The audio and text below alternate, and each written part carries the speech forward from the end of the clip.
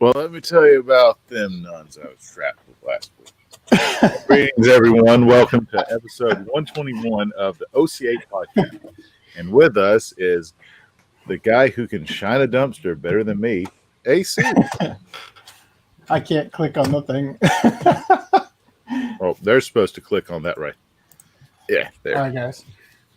We've got 0 viewers, so this is taking the thunder out of it. But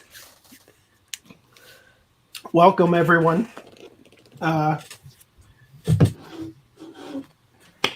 So, how about that Crunchyroll? Let me get the stuff open. I've got all the, what do you call them, open? The links. Let's see. Oh, we got a comment. Here we go. I think I royally fucked up that intro, but I think it's still funny. All right, so let's. So I went to my storage unit and got the monitor. That's weird because I feel like I'm pointing to the wrong thing. I got a monitor, but now I'm doing my setup from Arizona, but it's backwards and I'm all sorts of screwed up. All right. Let me. There we go. There we are. Oh, goddamn. Perfect framing. Look at that. See, the thing is, I've got like, see this lamp over here?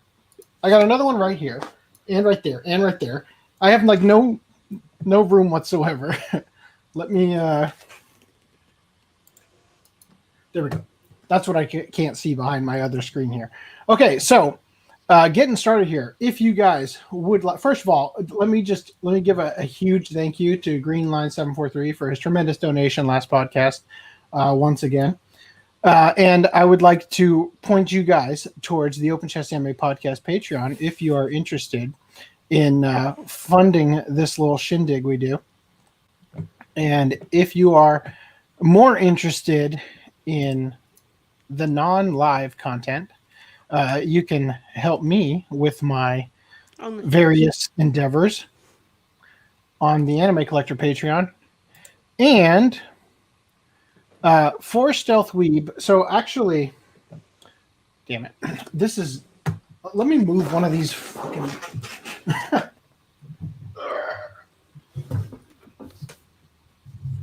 Oh. Looks like someone took a bite out of your chair there, Brad. Performance got a little hectic at Ooh, one point. a regal lamp. Come on. For fuck's sake. This is extremely heavy.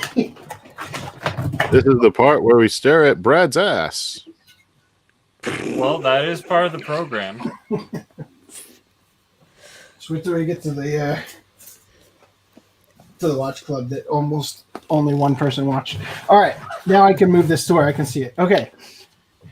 So regarding that, I got my my color swatch, and I actually put the designs from the Demon Slayer stuff on there. So I'm gonna get that fixed in the near future. That was what that was all about. But I also got this into a better position so I can actually see now. Also with me. Forgot to introduce RHYS 2753 and also VTuber NM. VTuber NM. It's funny, like your connection is so bad, but at least this works. Like, yeah, apparently. Well, actually, I switched my network and it was like it says 22 megabyte download speed, 1.5 megabyte upload. For whatever reason. Whereas the other one was like, I couldn't even connect to the speed test. That's how bad it was. I don't know why the generic VTuber has little tiny perky boobs on the side of your shirt. I think it's supposed to be a guy. I think I just did a really hack job with the photoshopping. No, but I'm talking about like there's like a clear line art. Right, like the line to your waist, which is like the most triangle shape. Your chest has dimples. Yes, dimples. Well, okay. Well, regardless, back to the show here. So yes, we are also multi-streaming to Pornhub and browsers now, per their terms of service. We have to have the yes. watermark. Okay, so starting up with coronavirus news, Japan's new normal, cringe, hate that term, train manners posted 7 steps for safe traveling during the pandemic. Remember when it was 15 days to stop the spread? Yeah. What happened to that? Here we are, like 250 days later, right? Anyway, so Doraemon is now immortalized in the history of coronavirus on trains. Ah, shit! I thought. No, yeah. This is on a train, right? It Yeah, looks tell like now if it looks like it's almost just been printed, and it's like hanging off the printer. But this is whatever. It doesn't matter. I'm a little over caffeinated right now, if you guys couldn't tell.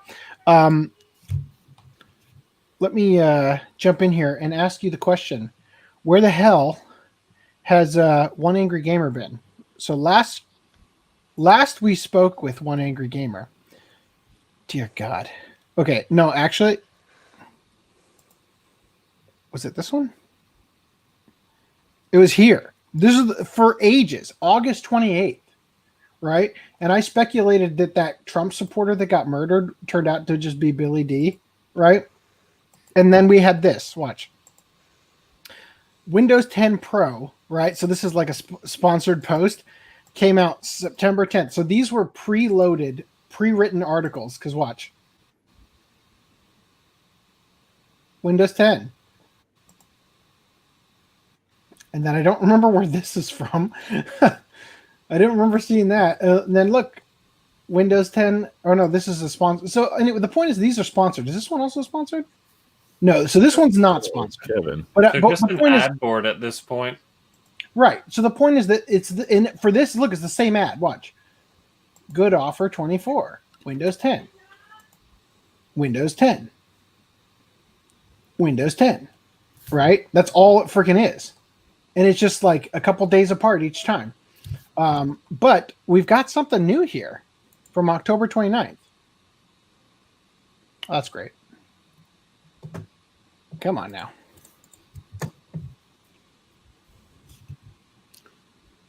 Just give it a minute. All right, Time to Change by Carol. I've never seen this person write on here before. It says here,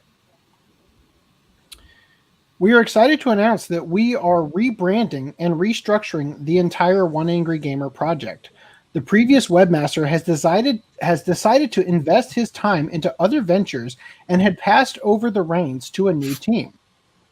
OneAngryGamer.net will be on maintenance up until around March 2021. Might be up and running a lot sooner. Depends from investors. Yeah, I'm sure Windows 10 is thrilled at the quality of your ad reach. Keep your eyes out for updates. Comment section will be opened again as soon as they are revised and cleaned up. The new ownership is not responsible for any of the content that has been made up until January 1st, 2021. If there are people who'd wish to edit their content or have issues regarding this topic, do not hesitate to contact us at admin blah, blah, blah, blah, blah.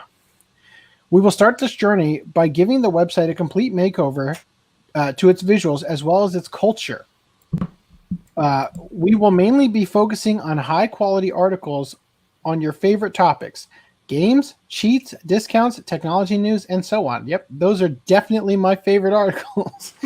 The terms of service will be heavily revised and updated, prohibiting any kind of hate speech and pornographic content left by guests and members of our community. We hope you will stay with us on this big step for the OA gamer community and talk to you soon.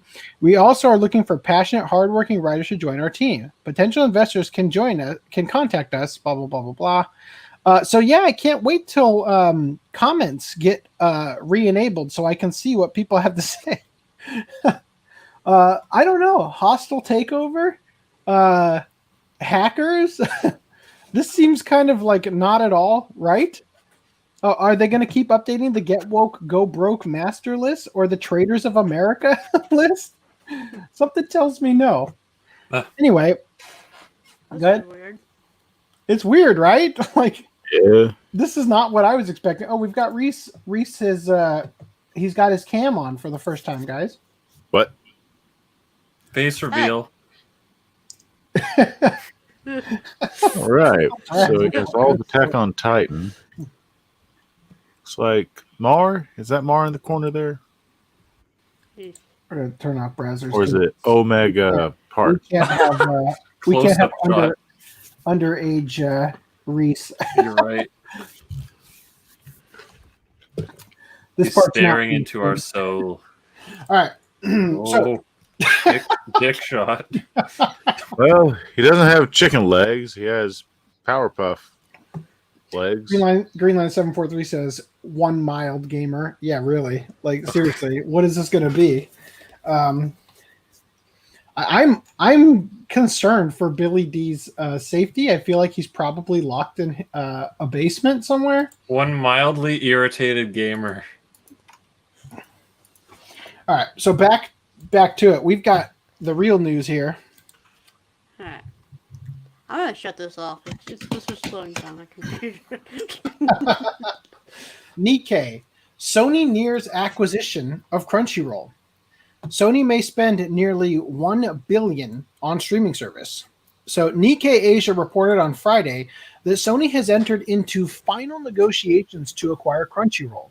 The website reported that Sony, quote, could end up spending more than 100 billion yen, $957 million. Sony had reportedly previously gained the exclusive right to negotiate for Crunchyroll, whatever that means. The technology website, The Information, reported in August that AT&T offered Crunchyroll to Sony for US $1.5 billion. The Information stated that Sony reportedly balked at the price, which effectively values the streaming service at US $500 per subscriber. Entertainment news source Variety then reported a few days later that AT&T had set an asking price of at least $1 billion for its sale of Crunchyroll. Variety stated that AT&T was shopping the company to multiple potential buyers aside from Sony Pictures Entertainment. Right, so I don't understand how exclusive right to negotiate and shopping to multiple people. And Crunchyroll revealed in July that it has 3 million subscribers. These are the paid subscribers, and 70 million registered users. The company revealed new subscription tiers in August. Okay, so I've got some other news, or just the same news, but like worded kind of differently here. Actually, this is additional news here. Crunchyroll is owned by U.S. telecoms giant AT&T, which has reportedly been looking to offload the streaming service for a while. AT&T is keen to minimize its significant debt load, which totals more than $150 billion. Now, I want to throw some information your guys' way. I want to know what you think about some of these things. So first of all, remember this? Crunchyroll's 100 million contribution to Japanese anime. Do you remember Crunchyroll boasting that they had reached having sent $100 million back to Japan? Something like that. Yeah. Yes, I remember that. Okay, so if you're worth $1 billion, doesn't that number seem infinitely smaller? You don't Number one? donate 10% of your worth? Like, Right? Doesn't it seem infinitely smaller now? Maybe if it was worth $1 billion, maybe donating 50 million? Maybe? But Guys, donating I don't makes think it sound like it's worth $2 billion? I can't imagine Crunchyroll is worth $1 billion. I can't imagine. You can't? Okay. Furthermore, let me provide you Exhibit B. Funimation. Sony Pictures Television announced that it would buy a controlling 95% stake in Funimation for $143 million. Now, granted, I do think that Crunchyroll is probably more valuable to Funimation as a than Funimation as a brand, but not 10 times as much, right? I mean, Funimation's got all the distribution. They've got the. Yeah. They got the juggernaut Dragon Ball Z that just prints out money. Right. But the thing is, right. So the argument there is that they should be worth more, right? So I think I don't think that Sony's going to buy them for $1 billion. I mean, that's retarded. Maybe on par, but not worth 10 times. Yeah, I think maybe I could see 300 million. Like that's where I would value it based on Funimation being 143 million. Mm-hmm. Right? Another potential strategy here is, if you noticed that in the past couple of months, a lot of people or a lot of licensors are streaming their properties on Funimation Now. Whereas there's those that aren't on Funimation Now, they go to Crunchyroll typically. So this could be they're trying to get an edge on the streaming market for anime. Corner it. Okay, no duh. Like, yeah. I mean, like if they're not on Funimation Now, they're on option B. Right? Like, yeah, yeah. I mean, of course, but it seems weird to me that obviously what I've laid out already that 95% stake in Funimation for 143 million. That tells me that Funimation was probably valued at 150 million, around there, right? Mm-hmm. And how long ago was this? 2017. Okay. Mid 2017, July 31st, 2017, and it doesn't make sense to me. I mean, first of all, AT&T can't possibly value Crunchyroll at 1.5 billion. Right? Because if they're $150 billion in debt, 150 billion. First of all, selling that for $1 billion, okay, I'm still $149 billion in debt, number one. Right? It's gonna be a drop in the bucket. Second of all, if you actually think that Crunchyroll is profitable and so much more profitable than Funimation, that it's worth $1 billion fucking dollars, then you're not going to sell it because that's going to be one of the ways that you gain your revenue back to pay off your debt, right? But like Anime News Network was saying, if you are trying to sell it for 1.5 or whatever billion, then you're valuing each individual subscriber at $500. Now, granted, maybe if you're, because what is it, $8 a month for Crunchyroll paid subscribing? 12, I believe. I pay by the year, so I don't know. I think it's 12 if you're buying the premium or whatever. But what I'm getting at is, how many years would you have to be paying to reach $500? Right? Let's just say you said it's $12 a month. Well, actually, let's ask FDM. You said you pay by the year. How much is that per year? The base. I think it was like 69. The base for Crunchyroll is $8. Okay, so 8 times 12. I think I was doing 69 Canadian, but I think they upped the price or something at some point. I don't know. Maybe I'm thinking of Funimation. You'd have to be a subscriber for over 5 years to be valuing $500. I mean, that sounds about right, honestly. But think about it. Okay, but think about it. That's fucking fantastic. But it's more than that. Think about it, because you have to be a subscriber on average for 5 years or longer to have your value to the company being $500, right, per customer or whatever. But the thing is that it's more than that, because that doesn't discount the fact that you have operations costs, right? So you have to run the site, you have to continue to pay to license shows, you have to do all that stuff, which granted, Sony should be able to have more bargaining power if they own Crunchyroll and Funimation. By the way, I've listened to a couple people talk about this just because I was curious what other people thought.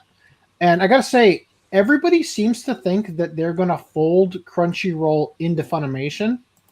And that just seems like the dumbest move ever. Because, again, if Funimation is worth $143 million to you and Crunchyroll is worth $1 billion, which obviously I think is bullshit. But clearly Crunchyroll has greater brand recognition for what you're using it for. Mhm. You should fold Funimation now into Crunchyroll, if anything. Or I mean, if actually the best solution. I mean, if it is so, if Sony does own Funimation and Crunchyroll, keep them separate, and they're gonna charge people for both. charge people for both. Exactly. Yeah. That's exactly. You have different qualities. That's how they're gonna make the money. Different No, what do you mean? qualities, and Like you have different contracts. Go back to what we had for the when Funimation and Crunchyroll partnered. Have the What do you sub mean on different Crunchyroll, qualities? Have the dub on Funimation. What different- do you mean different qualities? As Well, in we like have- the streaming offers content? 480. One offers 1080. Different. I've noticed between the two services that Funimation, if something goes wrong with their streaming or they want to do maintenance, they just crash everything, shut everything down, and do it without any word whatsoever. But I noticed Crunchyroll doesn't have that particular issue like Funimation would do. They may take Crunchyroll down a was few down for episodes me down, yesterday. but okay. So, okay, what I'm saying is that if you're gonna, no, I'm just curious because I feel like the quality should even out. If, oops, damn it, the quality should even out if you own both. Now, what I would expect to happen is because, again, I don't subscribe to either. I never watch anything on Crunchyroll or Funimation. I don't use them. But from what I hear, people don't like Crunchyroll's web player, right? Supposedly Crunchyroll was working on improving that. I don't know that they ever did. HTML5 player. Right. Even though there's already a fucking Chrome extension that'll do that for you and seems to work great. But it seems like to me that if you're going to buy Crunchyroll, that what you should do is roll Funimation now into Crunchyroll so that you basically take what the existing framework you have for Funimation now and you literally just rebrand it to say Crunchyroll at the top instead of Funimation. And then you Combine the libraries. well, you combine the libraries, but you also you just got to change the domain, like register it over to the Crunchyroll domain. But it's effectively just Funimation now, but with the new branding that says Crunchyroll because that's what people know. And then crossing the library or the subscriber base over shouldn't be too impossible. You would meet in the middle or charge the higher rate across the board. And now you're offering dub and sub and all that, just like you had when you were doing the partnership. And then I had something else I was going to say about this that makes no sense. What I've been wondering is if they're going to buy something from AT&T, Sony, why not buy Warner Media or finally get rid of their rival HBO and buy it to enhance their Stars platform? Well, I just not find everything that is for strange. sale. I know. First of all, it's not like they can just show up and like, well, sticker I'll price give you says $1 billion. $2 billion. Yeah. Speaking of quality, AC, you look fantastic. Do I? You're at least like 721p. You on look a one lot second. better than the stream did earlier. Yeah, our Hold test on. stream. It's a lot You clearer. still have I have that, somebody at the door. So browsers when we see live people, but not when we're sharing a screen.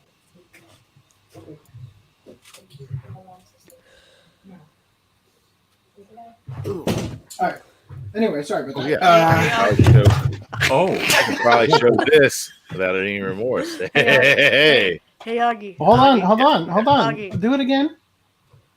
Augie, The watermark dude. was gone. do trick. what Show Hey, trick? can we get Show us your the specialty. ahegao? Oh, yeah. Can we get it with an ahegao? No, What? come on. Augie. Crossing your Aug- eyes, Aug- sticking your tongue out. Yeah, the ahegao. ahegao. That's how you pronounce that? Yeah, we're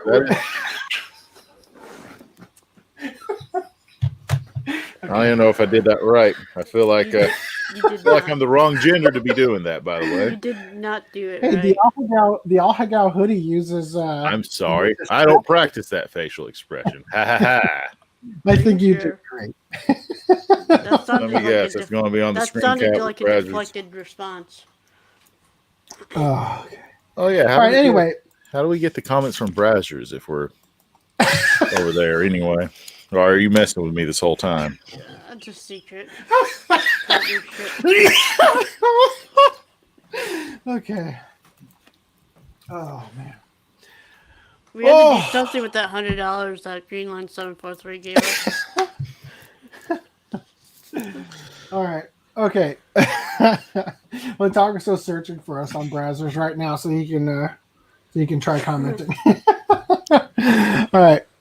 So back to this. I don't know. Do you guys have anything you want to say? I'm completely unconvinced that they're going to sell it for $1 billion. That seems like gross overvaluing. If all goes well, this is best case scenario that I see. They roll Funimation into Crunchyroll, and then they censor the shit out of everything. I'm sorry, I don't see any other way. Sony buying Crunchyroll and having streaming.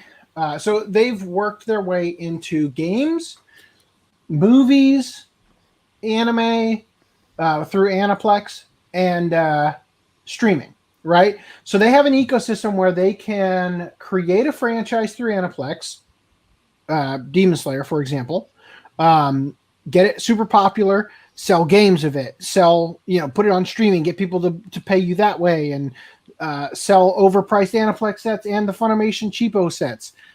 So they can do all those things to make money, right? But at the end of the day, the problem we have is that Sony has been censoring their game library even in Japan, right? And it's all specifically here we go. There you go, old man. Sony's notorious for finding things, quote, problematic and censoring them or not publishing them. Yes. So I feel like overall things are going to continue to get worse in the anime fandom with this potential acquisition. Again, I really cannot see this going through for $1 billion. I'm not saying it's not going to go through, but I even think 500 million, not 500,000. 500 million is overvalued, I think, personally. And in fact, I had data on this I was going to provide. Was it still reading the main article of this? It still sounds like a maybe, not a final purchase. Shit, I had data on this. Apparently I could have just scrolled down here because they mentioned the 143 million right here. Okay, that's good to know. But the thing is that what was I going to say? Sony's value, their income is something like 4.9. That's high.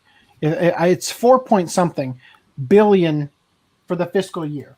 So that means that they're spending $1 billion, roughly a fourth of their entire revenue, to acquire Crunchyroll, which seems, again, very unwise, especially since Sony's probably got their own amount of debt and everything that needs to be, especially right now with PlayStation 5 launching and everything. There's probably like other things that they need to be utilizing money for and all that. But I don't know.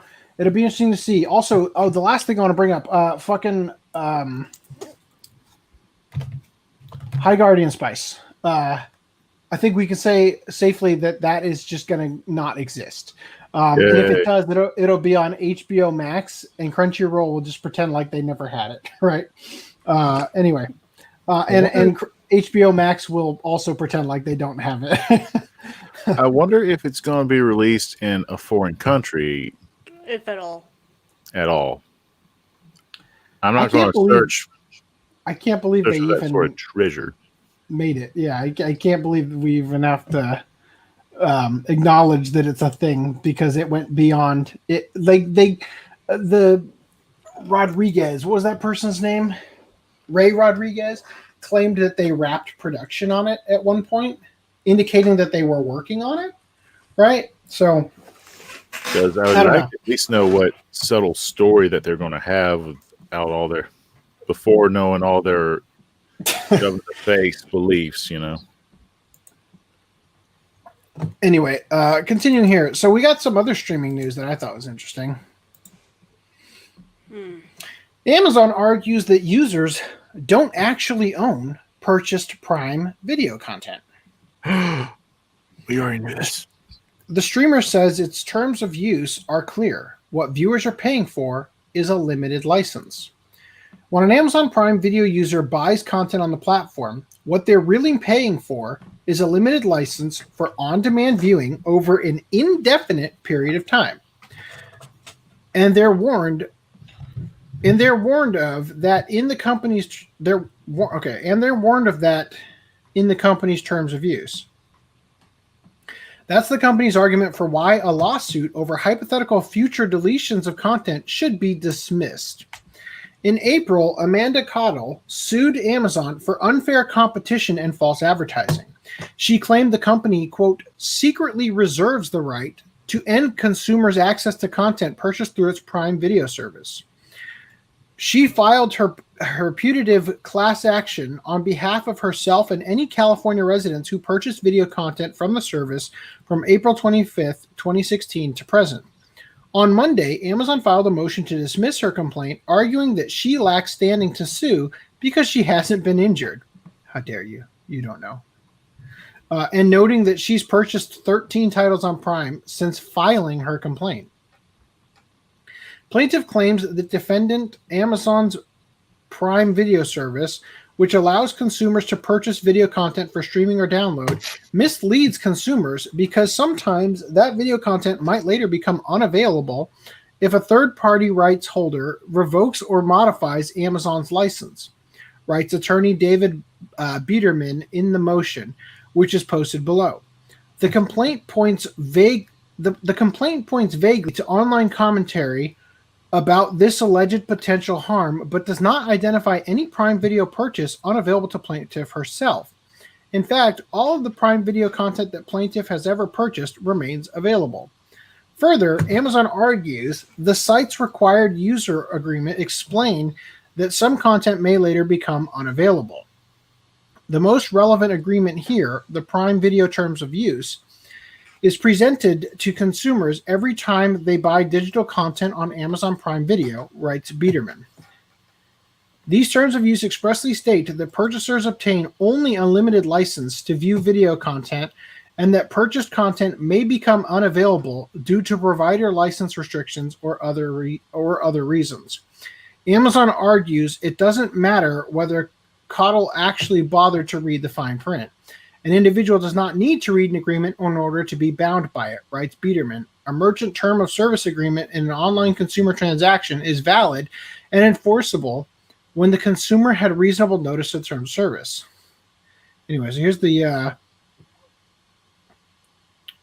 apparently Google's also being sued over conservative YouTube channels they purged. Well, that's cool. So anyway, what do you guys think about that? I mean, we kind of already knew this.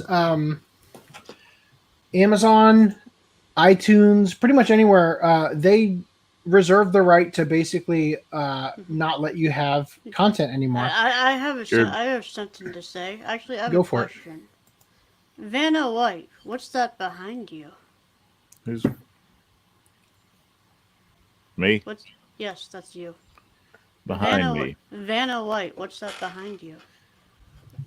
I guess the broad shoulders. Now you have to be a little bit more specific there. Vanna, come on, everybody knows who Vanna White is. I know who Vanna White is. Why you're calling me a scruffy Because bearded you got person? a freaking wall of anime on disc Oh, so behind you. That's my answer. like the Austin Powers there. That's my answer to this. If you like I got you. This becomes a clip. Please put the browsers on. Do that jingle from Wheel of Fortune.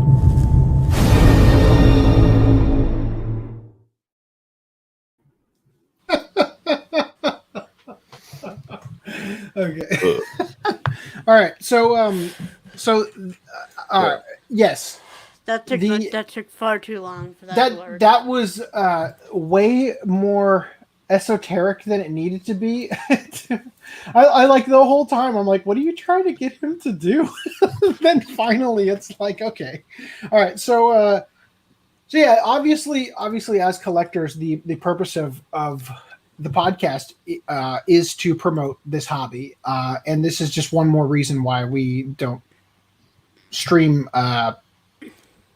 Like we don't promote digital only options of stuff. If we're gonna watch it, we want to have it on disc, right? For reasons we've covered numerous times over and over again. Now we are now through opening discussions. So if you guys would like to do briefly on the Amazon Prime, if you're to purchase it, you're renting, but at least it's a one-time technically rental purchase, not a continual purchase unless you're counting Prime cost for Amazon that's an Prime. Interesting question.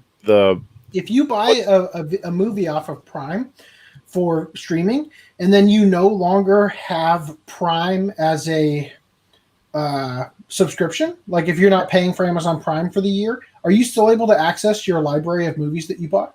I think you should be able to.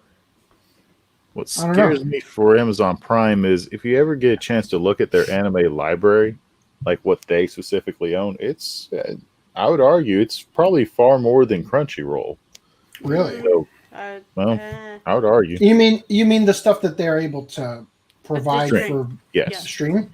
Yeah. So not like Amazon Prime exclusive. Right. Right.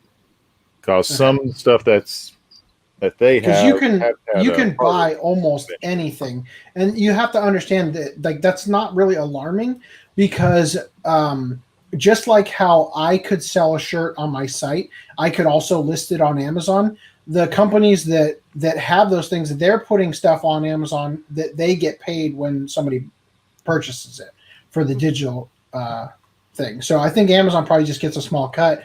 So it's not like they're licensing all that stuff. It's that somebody is probably offering like, Velocipaster, yes, we would like people to be able to watch our movie on this site as well, kind of thing, you know?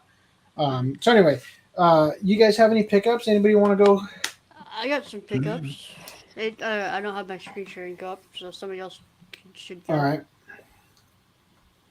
I had an interesting day today. I went to FLUFFED because of FDDNM is muted. Oh, that's funny.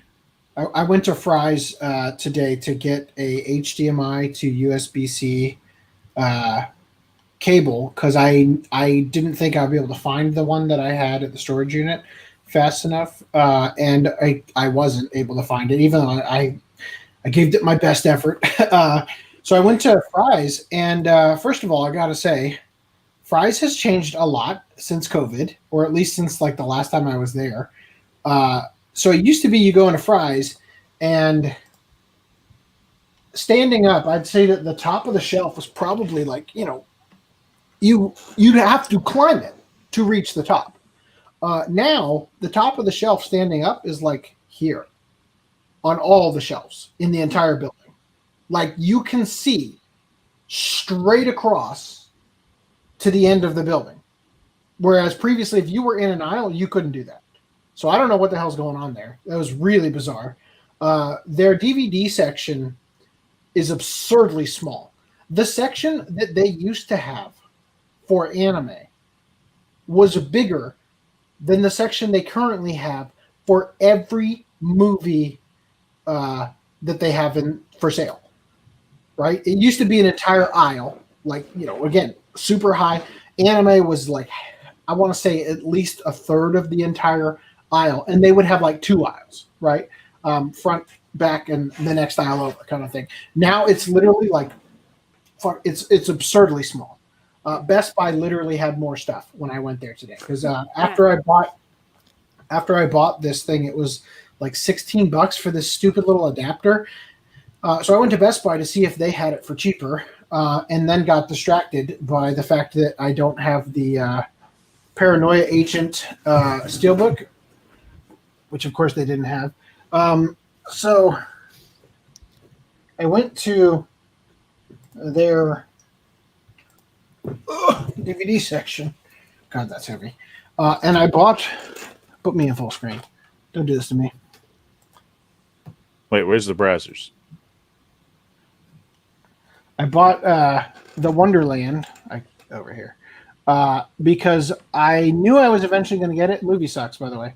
I knew I was eventually going to get it, but I saw that it had a slipcover, and I saw that it was like 10 cents more than it was on Amazon. So I'm like, whatever, I'll get that. And then they had neither Paranoia Agent Steelbook or My Hero Academia Heroes Rising / Two Heroes Steelbook. And you guys might not know this. I don't remember if I mentioned it, but right before this stuff happened that got me back to California, I bought the Australian release of Two Heroes Steelbook because there wasn't a Steelbook for that, and I wanted to get their Heroes Rising one, and I didn't want it to look out of place. And then they announced the stupid Two Heroes one. They didn't have either of those at Best Buy. The Two Heroes one doesn't come out till like December. Oh, really? Okay. Yeah. Well, that's good to know. Although now I'm probably not going to get it because I couldn't get the Heroes Rising one. So there you go. But yeah, the Heroes Rising, they didn't have either of those. But I talked to the guy and he said, "Oh, we should have the Paranoia Agent one." So I follow him, going like way too fast. Like I don't know if he was actually trying to lose me or not. And he goes to the back room. And then he's gone for like 10 freaking minutes, and then he comes back empty-handed. They didn't have the stupid thing he said they had. So I did see some other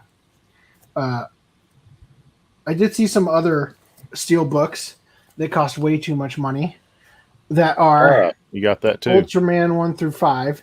And season 6 is coming out in January, I think. And it's for some reason twice as expensive. So that was nice because this was not cheap for each of these individually. And of course, adding them all together was a pretty penny. But they're freaking nice as shit. And also because I was able to pick from a large quantity of them at Best Buy, I was able to get ones that weren't banged up, right? Although for some reason, Ultra Q, see how all of these... let me show it to you this way, actually. See how you can see the paper of the insert books? Yes. So on this side, the spine is red, right? It's right next to each one, right? Red, and then that, red, and then that. For some reason, Ultra Q, one of them was backwards. So I was really fortunate to have seen that. Also, I'm hoping that they do this going forward for the whole series, because I don't want to buy Ultra Neo Q or Ultra Q Neo or whatever with the stupid little slip cover and not have it look good, because this is freaking amazing and really fucking heavy. How many discs are in these? They're so heavy. Not that heavy. When you've got all 5 of them, yeah, they're heavy. Holding the 4 Yu Yu Hakusho steelbooks is kind of heavy because they're 4 discs each. Yeah, but this is 28 episodes for this one. Should be It's a lot. It's just heavier than you expect. How long are the episodes? Like a half hour. Oh, okay. So maybe 3 discs each? I don't know. They're just there's more to it than just it's a steel book or a little art book thingy, slip covers. Anyway, so that's my pickups. That's probably all I'm gonna have for a while.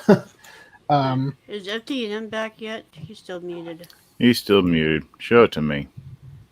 Show it to you. Yeah. All right.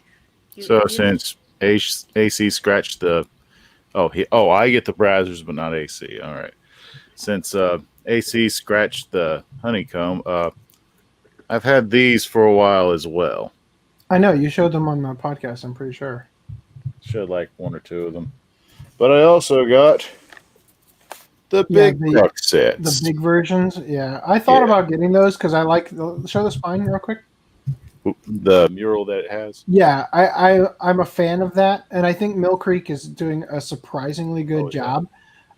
Because they line... I mean, obviously you're not holding them perfect because you're not a bookcase. But they line up pretty darn good for what they are. Oh, yeah. And for Ace and Neo to come out. yeah. So anyway, I'm pleased with what they did, but those steelbooks were just like I couldn't not do it. In fact, on the steelbooks, switch back to me. On the steelbooks, they've got a really subtle. You can actually see the titles written on this side of the steelbook. Oh, You see cool. it? It's got the Japanese titles, right? So now, if you show it to me, another one that I'll point out. I'll do a video on this later because there's more that I got. This one that I have, The Birth of Ultraman. Technically, there's one new episode that I believe the other releases of Ultraman does not have, and that is The Birth of Ultraman, which was a prototype stage play, kind of filmed in, if you're familiar with this, like the 1950s or 60s. They have like these Halloween jamboree films that you interact with the audience. It's kind of filmed in that sort of situation. So for one 22-minute or 28-minute episode is included in this, and the rest are kind of a questionable best of Ultraman compilation disc. But you can get this at deep discount. For some reason that they're only available there. And you can't buy them on Mill Creek's website? For some reason it's specifically on Deep Discount's site. Don't know why. That's kind of weird. I agree. So FDM, muted NM. Do you want to? He's still muted. I guess he's gone for now. Old man said, related topic, Clownfish TV was complaining about Disney censoring / editing their movies digitally.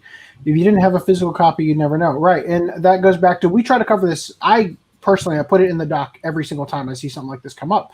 Netflix doing weird cuts to Back to the Future, stuff like that. Yeah, like Disney we talked about that, the hair over the girl's butt, like that they just shittily added in post with the clone stamp tool. Like, God, horrible. I got some pickups. I just got 2 pickups. There we go.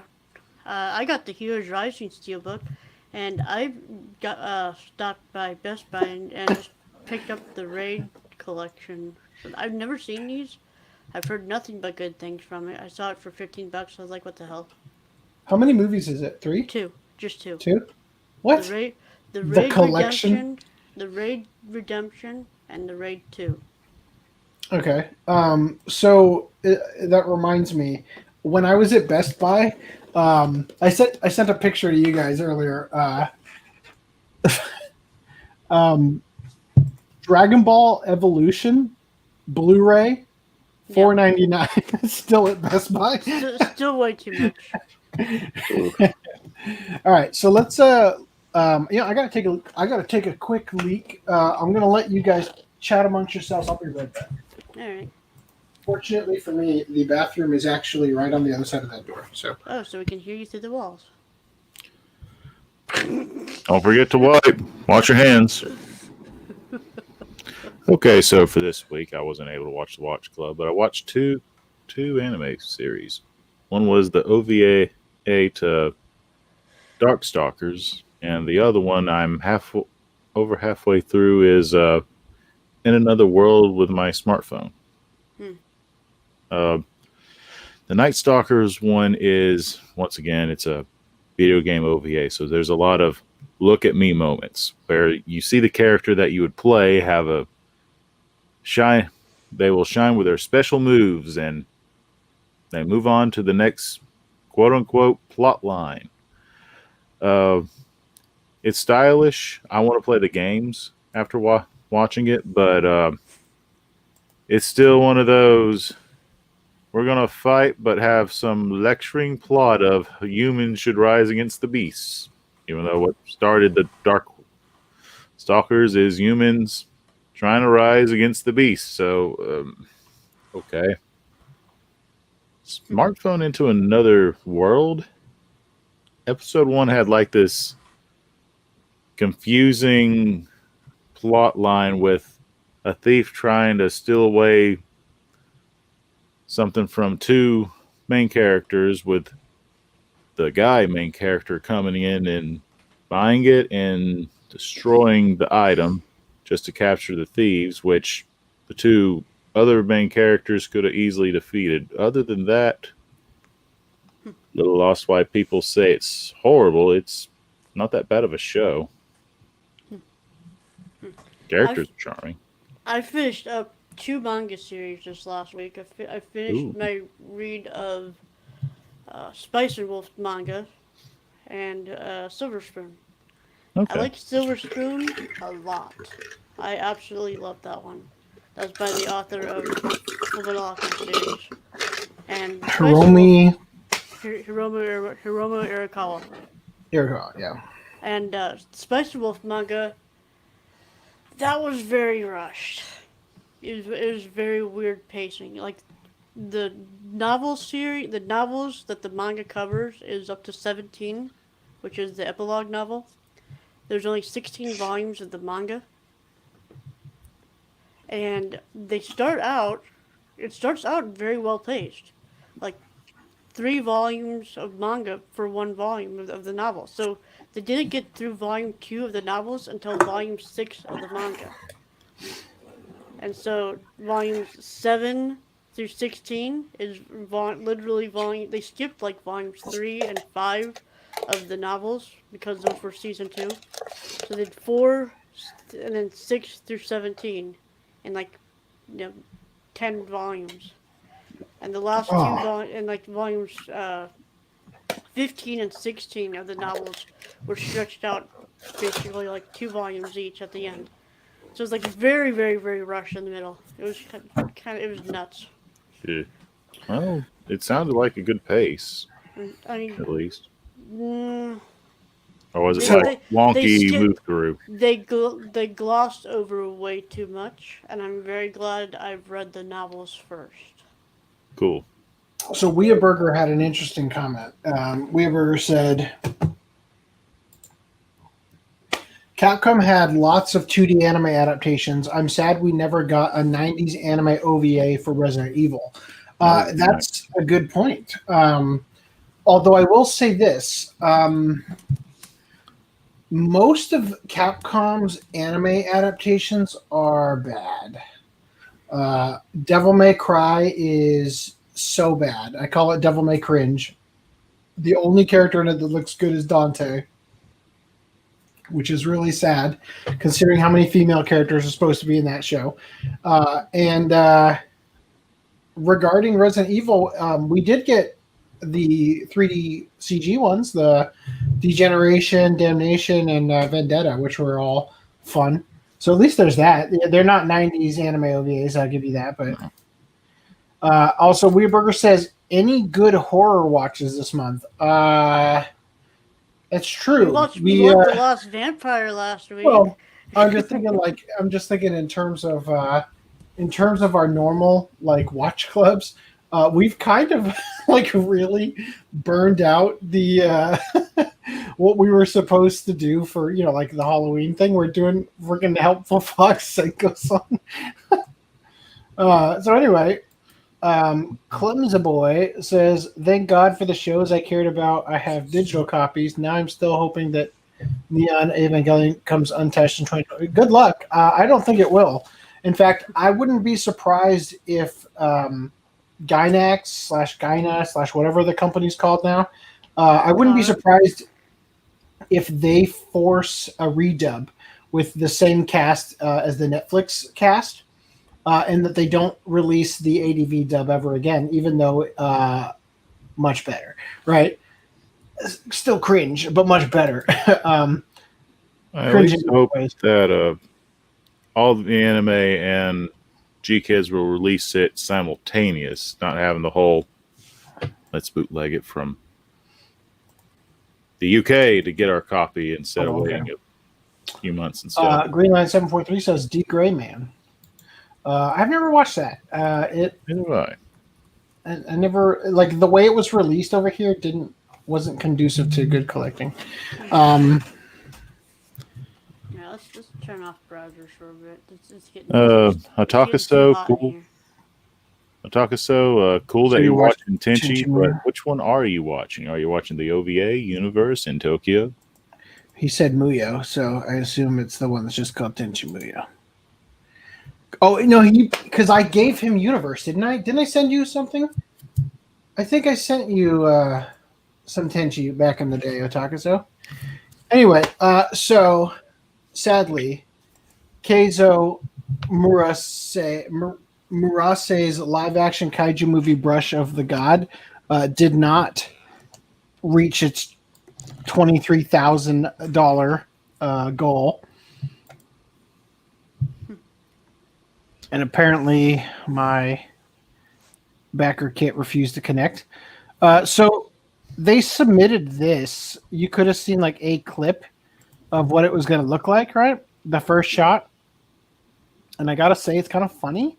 I don't know if this is intentional, but one of the dragon heads is missing. Takaso acknowledges that it's universe. Yeah, that's the one I sent him. Anyway, so you guys, I don't know if I can show. I'm not gonna show. It's funny if you were. We're on Brazzers. We should be fine. Before we get Kickstarter news, we need to acknowledge. Where's that? Yeah. Private chat. There we are. Private chat. I'm sending you something to see. I don't know if you. I don't think you got it in there. But before you get to... yeah, I don't. Okay. Yeah, thank you for... I'll copy it and paste it here in a second. Okay, so I don't remember if this has been talked about again since it... Did it get backed? Like, why is it giving me...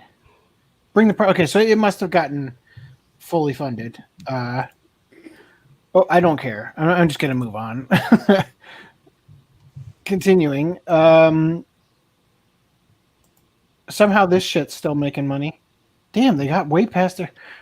God, you just tell people you're going to help animators in Japan and they'll throw money at you, regardless of whether or not you're actually going to be able to do it.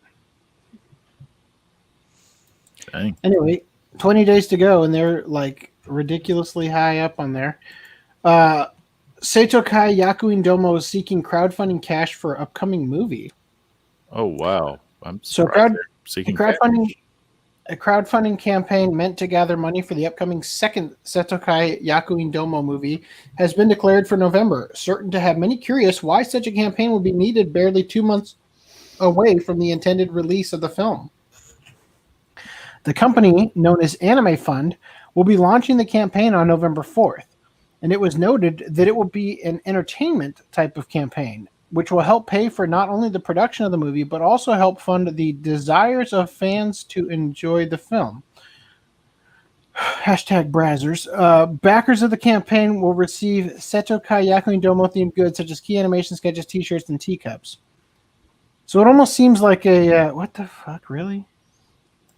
Here's a mug. Okay. Hold on. What does the mug say? Is it foul mouth language?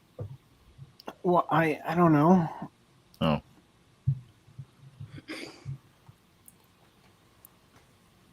It just seems kind of like... I thought there was going to be way more. Like I was going to keep scrolling and there's going to be all this stuff and it's like that's all they're showing us. Anyway, so the other thing that we're supposed to cover... Unless you guys have any other stuff that I don't know about you want to cover for Kickstarter. We've got, as soon as it loads, this is why I preload things. This is now done. Right. The last day for this was yesterday. I couldn't. Where does it at? And so they got the second to last one. Oh damn! They said they got the $1,000 one. It's not highlighted. They said they did get that one. Okay. Damn, you didn't get the voice cast retrospective. Yeah. I don't understand why people talk like this is such a great show and like it is a great show. I don't know. I don't remember anything from it. Literally, my entire memory of this show is when I call Right Stuff and Justy Ueki Tyler. Good morning. You've reached Right Stuff. Soyokaze. Anyway, that's the only thing I remember from the show. It didn't impress me at all. So like it didn't leave an imprint on me that I would remember anything from it. I haven't watched but the anyway. OVA, but I like the TV series. All right, moving on. So I just throw this out there. From what I recall, I'm pretty sure there's been a little bit of misconceptions regarding this between whether or not this is an exclusive that you had to pre-order or it's going to be available afterward. It appears that it actually is going to be available afterward, but the pre-order thing that they're doing here for this sort of like pseudo Kickstarter was only to get the upgraded content. For the art book. Yeah. Boy, so much of the stuff just like who gives a shit. Mm-hmm. Okay, like so like bonus extras from original, great, that's cool. That's cool, right? Brand new short story, I guess, right? All new video interview, who cares? Ship sketch artwork with translated ship data, yeah, that's cool, I guess. That'd be nice. All new video interview, who cares? Roots of Tyler article, again, who cares? Production blog from Japanese Laserdisc set written by a Japanese Tyler voice actor. Okay. I mean, if you were to like... I might read it once. I won't. You know, there's just so much of this is like there's not anything cool about it, but apparently they're going to be selling it after. I still don't plan on buying it. It's not really that, like, for how much they're asking for this set, and basically it looks like a paper sleeve that's got very uninspired artwork with much better artwork on the actual Blu-rays. You know what I mean? Mm-hmm. Like this is maybe even a step down from the Aria, which I didn't mind the Aria one. I actually thought the Aria one was better because it had that it at least committed to the what do you call that? Minimalism. Minimalism. Thank you. I was gonna say simple. I hated that. Minimalism. At least they committed to it, right? This is just like black with white text, Tyler, and the Soyokaze, and then Tyler again, and then like it's very uninspired. Yeah. Anyway, do you guys have anything else you want to say about that before we move on? They just go back up. They got the Spanish audio track for the TV series. Scroll down just a little bit. Okay. So they got the one for 1,000. Mm-hmm. The 1,251. That's just another translated article thing, right? Yeah, that's all that is. Overview of the Tyler World article translated into English. Yeah. I feel like since they got that as far as they gotten, they're probably just gonna throw that one in there anyway. So the only thing that they're not gonna get would be the English cast retrospective. Probably, like, how much was this set? $300. If you got it signatured, it was $150. The autographed one, $150 is still too much. $350, and then the regular one is $200. Yeah, paying $150 just for 150 times 1,500. Really? You needed $255,000 to get the band back together. Does this include the new shorts that aired a few years ago, or is it just the TV and OVA and that's it? I'm sure that these are all things you guys should have covered without me. It says here, entire TV series and OVA series on Blu-ray includes over 5 hours of extras, art book packed with artwork, original stories, interviews, and more. So it does not seem like there's anything extra. And you know, I'll be honest with you, I bet you anything, Right Stuff has had this license. And it has had like a license that was like a, I don't know, 20-year, 30-year, whatever, like a much longer license than current licensors are getting stuff for. And they're like, well, we're about to lose our license. What should we do? Oh, 28th anniversary special. Yeah. Kind of similar to via Viz and Ranma with the Blu-ray special editions. Maybe. I feel like Viz probably has a better relationship with Rumiko Takahashi than other companies would. Yeah, especially with like Inuyasha and also Podcast Magic to actually get them to get the original voice cast back for the dub.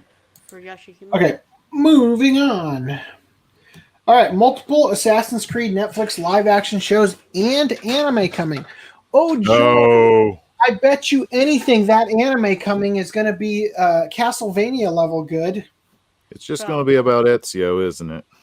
And the It's not even people who gonna be keep anime, thinking that it's they gonna are be Ezio Western is going to animated with anime show up. aesthetics. Assassin's Creed is the next franchise that will once again tout how diverse and inclusive it is by way of a Netflix live-action series.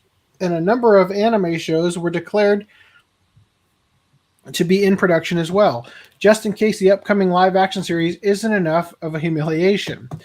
Ubisoft's official website doled out the news, detailing that there will be one genre-bending live-action epic and other shows that will be animated. Okay. A showrunner is currently still needed for the live-action series, and Jason Altman and Daniel Kranick of Ubisoft Film and Television were selected as executive producers. Ubisoft Film and Television. How many Ubisoft things have been made thus far into film or television other than Prince of Persia? I don't know. Somehow Prince of Persia, wasn't that a Disney film? It was. He's a Disney prince. But Done by the same people who did Pirates of the Caribbean, right? Or production-wise? Yes. Okay. There is some butt smash for the anime collector anime. I know he means Assassin's Creed. No. Wait, put that browser sign up. AC. That's a perfect time for that. I need a button strictly on the keyboard that I can access the browser. AC. Go ahead. You need to check the private. Cool, Weaver, not the Facebook chat. The Facebook chat between you and me. Okay, please. No. The OCA Podcast chat. I just scrolled through Facebook. This is what it shows. That's what you're advertising for Anime Culture. How are we not getting more comments?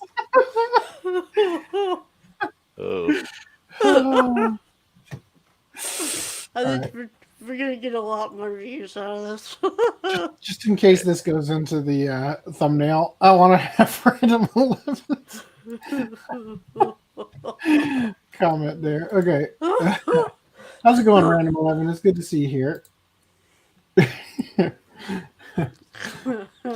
Since Random 11 is just now showing up, I need to show him our new. We're now sponsored and have to run this ad.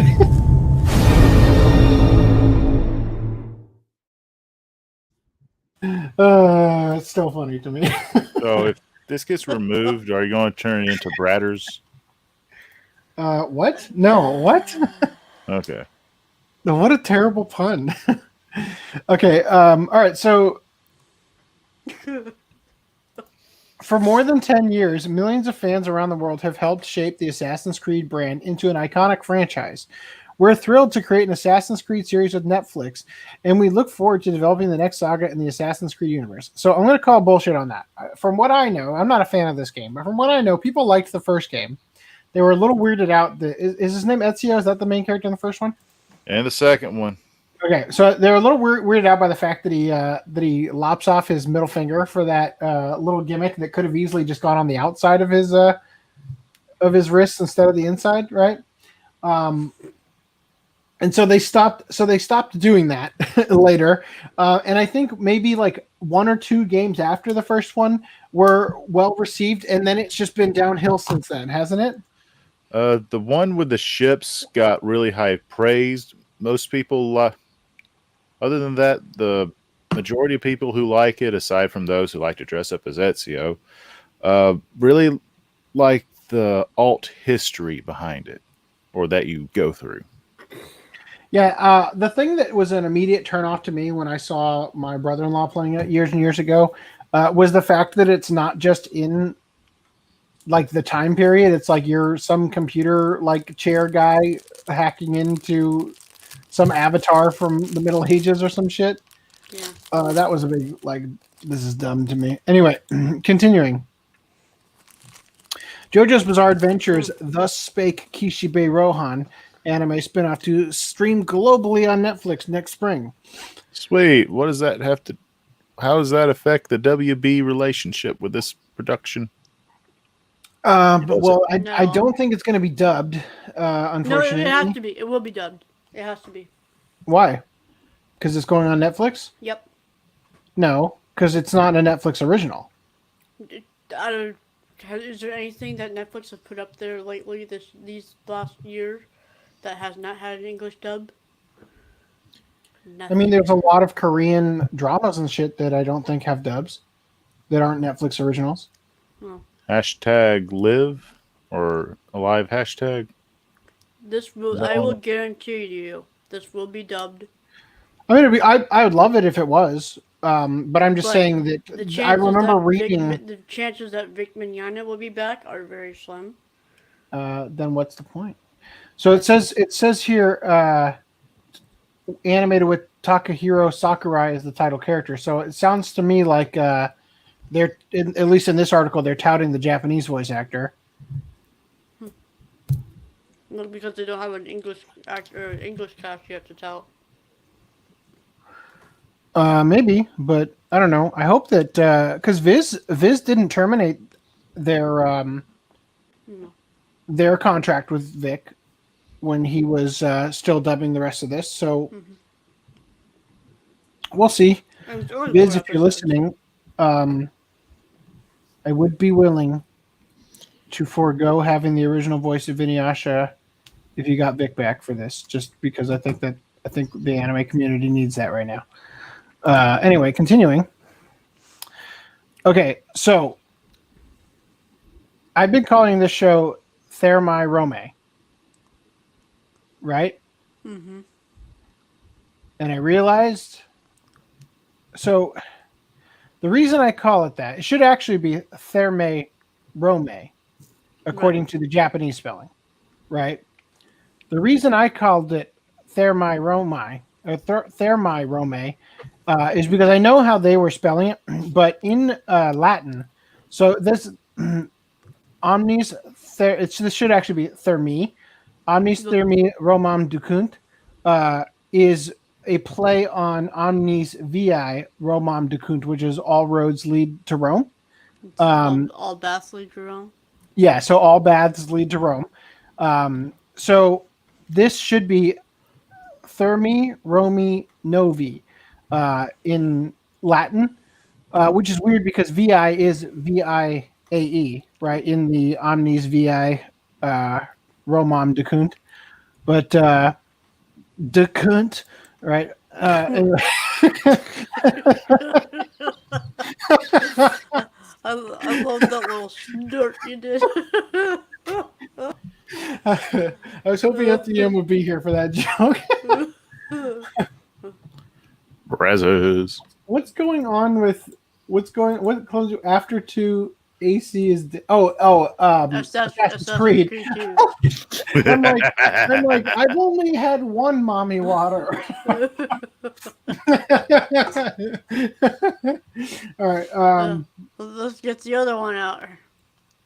The anime collector Altair. Right. Altair was the main character in the first game. Ezio was the main character in the 3 That's what I thought. Yeah, you're correct.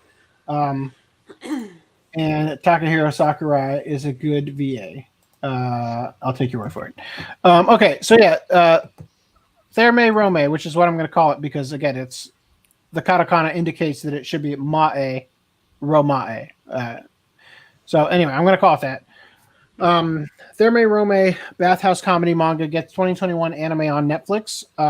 And I remember seeing Brady talking about this, indicating that, hey, Netflix, you should use our dub cast, right? Yeah, the sound So let's change hope. cast. Yeah. So hopefully. So I read something really funny. In the first episode of the anime, the Japanese in the Japanese like cast or whatever, like they say that the character who's like from, it's like a time travel thing, right? He's from Greece or Rome or whatever. Yeah. The Japanese in the bathhouse keep telling him, has anyone ever told you that you look like this actor? And that's the actor that plays him in the live action movies in Japan, which, by the way, look fucking hilarious. Let me pull it up real quick. Oh, dang it. We're going to get demonetized. From Brazzers?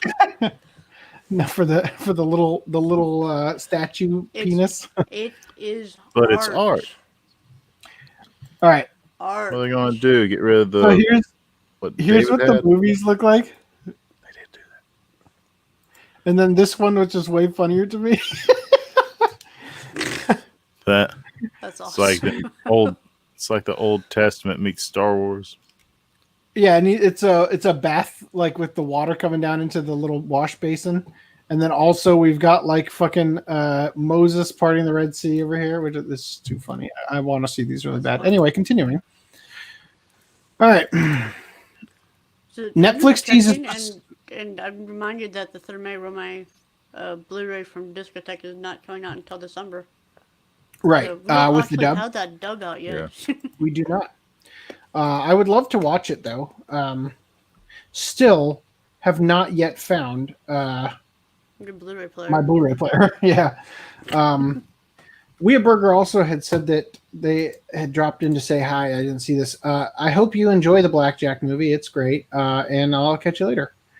We did that for Watch Club We did. long ago. So Random 11 says Brazzers. Never heard of it. Yeah. I'll just say, I took a bullet for the team to get that stupid watermark in the right spot. I did a stream that was like not a real. It was actually this stream. I just didn't go live, where I had RHYS join the thing, and I had I had my Photoshop open as the screen share, and I took a screenshot. And it was it's like the worst angle ever. You know, the like man Doggy style camera underneath the dude's legs so you can count the hair on his balls. Yeah, so I'm telling RHYS, I'm like, boy, I'm so happy that you don't have to see this. I completely forget that I have Photoshop as my screen share, and I open it. I have to open the screenshot in Photoshop. It goes full screen on his window. Oh, I'm glad your parents didn't walk in.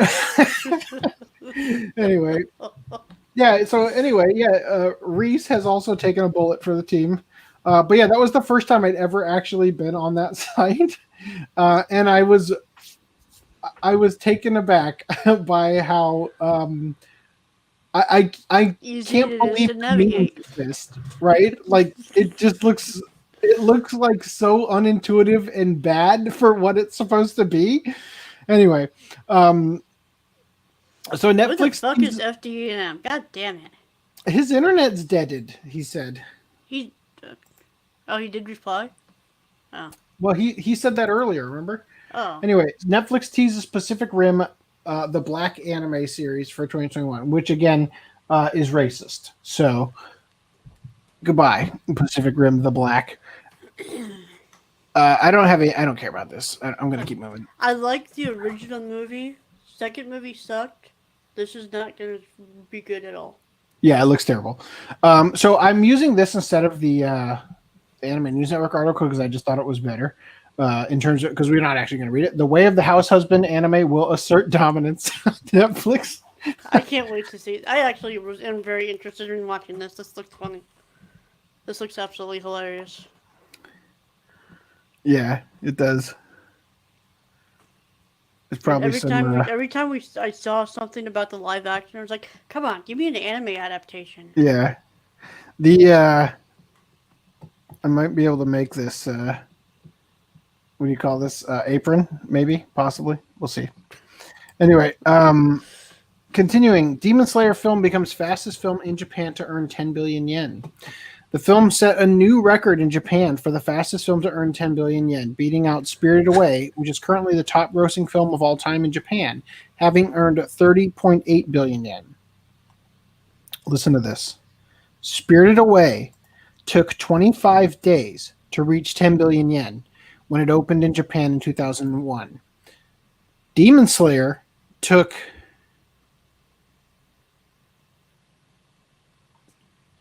hold on. I'm realizing. So 10 billion in its first 10. Is that right?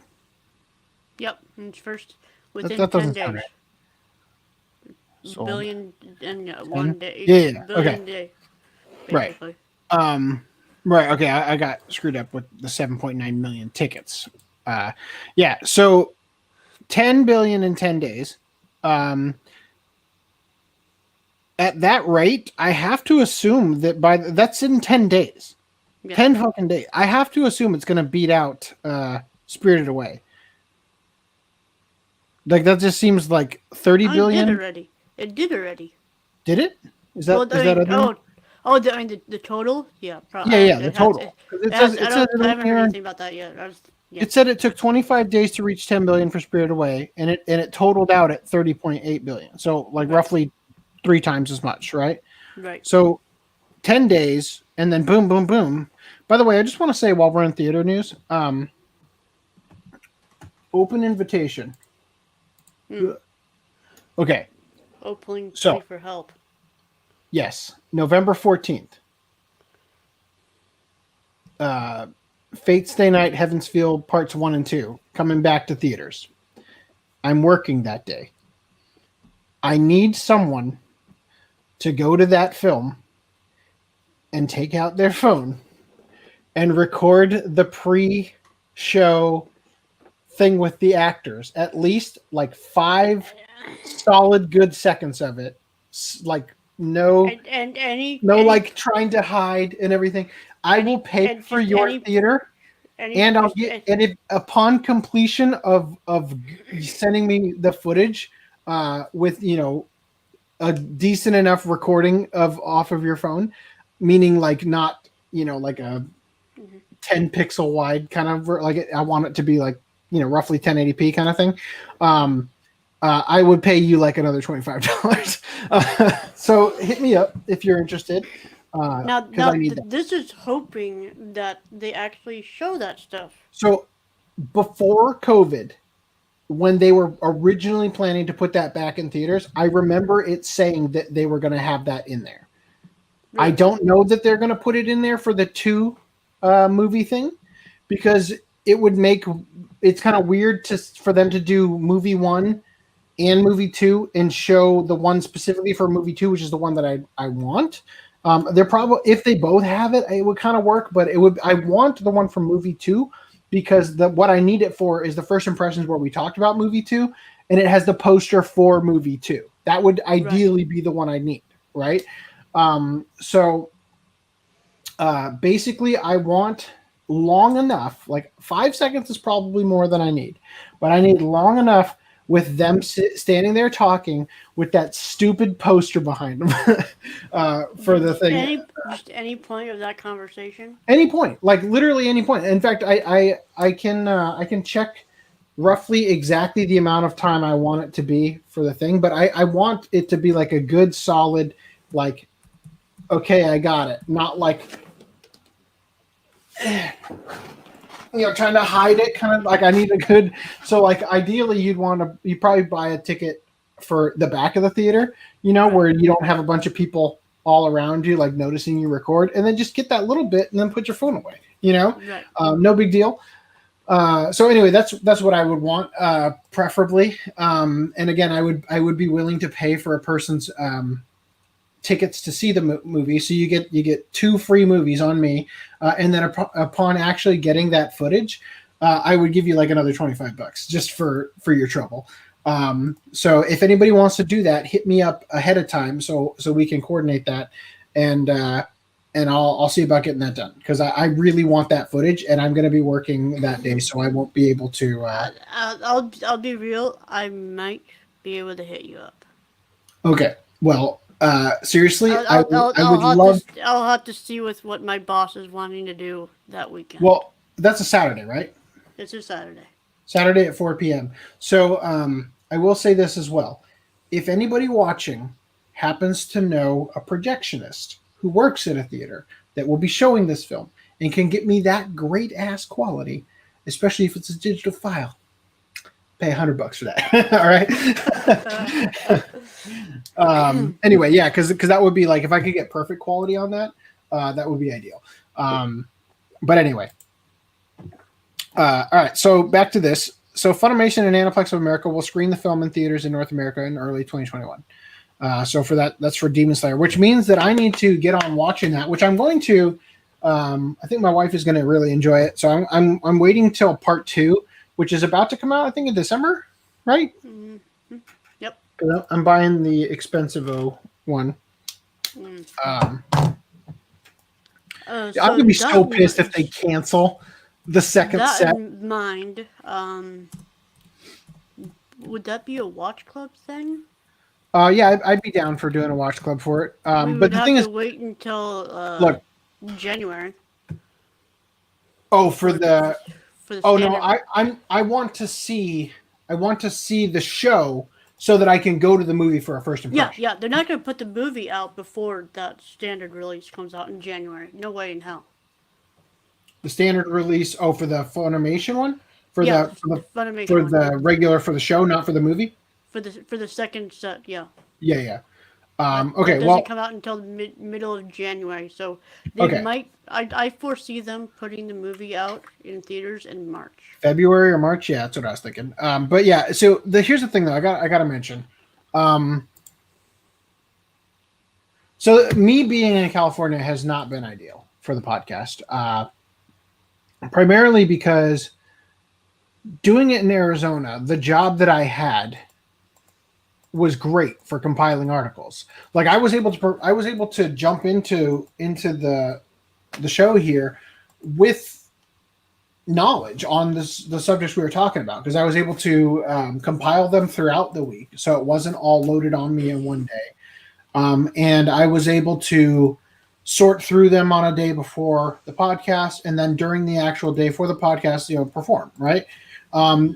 My new job, I don't even get I'm allowed to sit in the truck and take a break, but I don't have a break. I eat on our way to the next place. I don't have time to sit down, 20 minutes at a time and just scroll through every single day and look at what articles are there and copy and paste them into the doc, So this is not ideal. That's just for compilation of articles. In fact, I would like to say that from this point on, I don't think, even though I think we've gotten some great articles from Crunchyroll, I don't think I'm going to go through Crunchyroll anymore, even though I'd like to, because we've had a couple of podcast clips that come from articles straight from Crunchyroll, right? For the manga piracy or whatever stuff, right? But I would like to request from the audience here, if you guys would keep us up to date on articles regarding anime production or whatever, because normally what I would do is I would just grab anything that said, oh, this got a second season, this got this, and I would just throw those in the doc, even if I didn't even know anything about the show or anything. So I'm gonna now probably not have time to do that, and I'm gonna just be focusing mostly on Sankaku Complex and Sword News 24 for the primary, right? And then I'm going to rely on you guys for that other stuff for the time being. And as it comes to the watch club, honestly, I don't know that I'm going to have time to go back into that in any meaningful way, especially because I don't have access to my library, right? And I've basically got to download with the world's slowest internet anything that I want to watch that I already own. In order to watch it, right? Which isn't the end of the world, but it's sometimes you can't get things quickly. It just does not want to seed or whatever. You just can't get it. So I'm just letting you guys know that it's not been ideal. I think obviously with Demon Slayer, I think I would probably get that thing downloaded with the worst internet in about 10 seconds because of all the seeders, but I'm just saying, it's not easy. Especially Demon Slayer might even be on Netflix or whatever by now. It's not on Netflix yet. It's not on Netflix. But anyway, yeah. It won't be until at least after that second set is out. Well, I'll be honest. Considering how bad my watch of Hardcore Henry was on Netflix with the current internet. I don't think I want to try to watch an anime on Netflix. In fact, I wonder how bad it would be to try to watch something that was that low resolution with subtitles, right? Oh, are the subtitles going to come in low resolution too? Or are they going to especially be with how freaking visual? right? Slayer So anyway, did. I'm just saying, like, the point of this is, I'm just saying I don't know that that I'll be able to pick up Watch Club very easily. Like, Blood the Last Vampire is one thing, and it's a thing I'd seen like 8 times previously, and I watched it like 4 times speed kind of thing going in, and I got almost all the way through it. but yeah, I don't know. This last week I had 5 days off, and I spent it trying to work on the Premiere first impressions, because I really want to knock those AX ones out. And a couple of the other ones, I just want to get them off the plate, because I keep growing more and more. I went to see Lupin, the third, the first, and I've got that one, sitting on the hard drive that needs to get worked on and everything. And I just want to get some of these older ones knocked out, so that they're not on the plate. They're on the channel. They can accrue views. They can sell merch, blah, blah, blah. And so that's kind of what I've been working on. But in terms of actually having time to watch shows, the way things are going with my current work schedule, I'm going to not have any time to work and also watch for the Watch Club. So it's going to be kind of a challenge. So I'm probably gonna just kind of stand back from the Watch Club for a while, and let you guys just kind of do your thing, or whatever, and we'll just kind of, it's going to evolve over time. But the bottom line is that my new work schedule is keeping me, it's not conducive to this going the way it was, which is unfortunate, because we had a good thing going for us, I think. In fact, the place where I used to work, I might have mentioned this already. As soon as I'm forced to leave, $3 bonus per hour across the entire warehouse, and 7 managers quit. So my opportunity to move up was pretty much guaranteed, but of course I didn't, because I had to leave, which is unfortunate, because I could almost guarantee that I would have been able to afford the rent hike had I gone somewhere else. But it was still like stupidly expensive for the move. So it is what it is. But anyway, also, Otakuso says, should have used Pornhub. So don't think we didn't consider it. But I don't think Pornhub has a watermark, right? And that was what was funny. We're using the overlay feature. We're just we're tinkering around with things we can do in StreamYard, and it just wasn't conducive to. It just wasn't. That's funnier, right? That's way funnier. Anyway, I think having the Pornhub intro.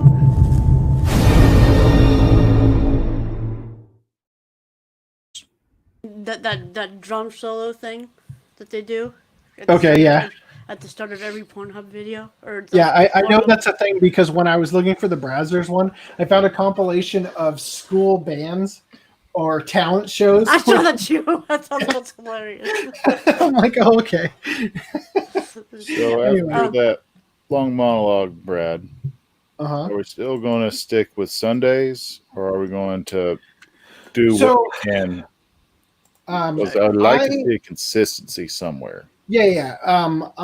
So here's the thing. The way that it used to work, I had a lot more time in prep, because I could do it while I was at work during the break times.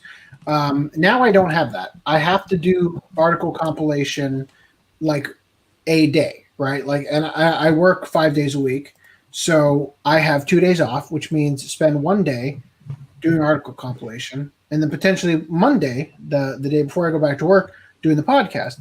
But I'd have to do it in the middle of the day. Like, I'd have to do it like 3 p.m. at the latest, my time, because I need to be asleep by like 8:30 at night, so that I can get up at 4:30 in the morning and get to work, right? So I'm cool with doing Mondays in the middle of the day. But the problem is, you got to understand that if I'm devoting 2 days of my week, where I only have 2 days off, to the podcast, then days off. Well, it's not that I don't have any days off. It is true I don't have any days off, but it's not that I don't have any days off. It's that I don't have any days for my family, which will go downhill very quickly. Because especially since my son is about to start up schooling again, and all that, like my wife is going to be at her wit's end. And it's just going to be, it's going to very quickly result in the end of the podcast altogether if that was the route I would take. So Mondays could be a thing, but it would have to be the middle of the day. And I would have to spend Saturday after work starting articles, which is already exhausting because like it's a long day, especially Saturdays because we take out both trucks usually. And then I would have to spend mostly like Sunday night doing it. And it gets tricky. I'm not saying it's impossible. I think Mondays might be doable. But I don't know viewership wise. I mean, both days are not good. Obviously Saturday is the best day to do a podcast because when you're live, you want people to not have obligations. Friday nights aren't usually that good because people were before COVID going out. Saturday's usually better because people are just kind of hanging out at home, recovering from their Friday nights. Sunday is not awful, but it's not great because people have work on Monday, right? And then Monday is like if you're not working from home, which it might be a viable option for the immediate future. But yeah, I'm just thinking like it's not perfect, but we don't get to choose. It's going to be what it is. So anyway, that's where I'm thinking right now. I'm not 100% sure on it. I have to obviously square things away with my wife. If my son is schooling, I might be able to host the podcast while he's schooling on Mondays. And because he's going to be at his grandmother's house, like down the street. So I'd be here. My wife and him would be over there, and then perhaps like that would work. Maybe I don't know. I just don't know yet. So we're in fact, I'm going to try. Like I was saying, I'm going to try to get better internet tomorrow, and just at least move forward on that, so that we start to have much better connection and everything. Because I look at the connection, and everybody looks fine to me. I look fine to You me. look fantastic. But you guys send me back these like screenshots that show me looking like I'm freaking Swamp Thing Broly in Bio Broly, right? Yeah. So it looks fine to me. Like if I was to show you guys what it looks like to me, you'd be like, oh wow, that's so clear. Like how do you do that? But anyway, I mean, right now you look like this guy. Yeah, but that was me through my phone when you guys took that. Anyway, okay. So with that, back to I have to leave. You have to leave. Okay. Please like, subscribe our content. I have a link below. These guys also have a link. This guy right there has a channel. So this is going to be interesting, actually, because we've got no FDDNM. So I don't know how this watch club is going to go towards the end. To another day. But we're in it. Well, I don't know how we can do that necessarily, but we'll because we've got Millennium Actress. Well, actually, we'll see. We'll see. I'm hoping we can get a response from FDDNM at some point. Yeah, it'd be great. But let's get back to to this. Later, guys. All right, take it easy, Augie. Have a good sleep. All right. Don't spend too much time on browsers. All right. All right. So Violet. Show's leaving. Bye, Otaku Show. All right. Violet Evergarden movie accrues 1.5 billion. So, pointing out 10 billion, 1.5 billion, right? That was kind of the thing I was getting at here. Mm-hmm. So like art, 1.5 billion. Movie based on Demon Slayer, yeah. Anyway. The Demon Slayer one's a continuation. This is actually a conclusion to the franchise. Yeah, but isn't the Demon Slayer one? I don't know anything about Demon Slayer at all. Right. But from what I read briefly, it seemed like the Mugen Train thing was actually a certain character's first mission. It sounded like it was almost like a prequel. Nope, it's just a continuation. Okay. Direct sequel to the series. All right.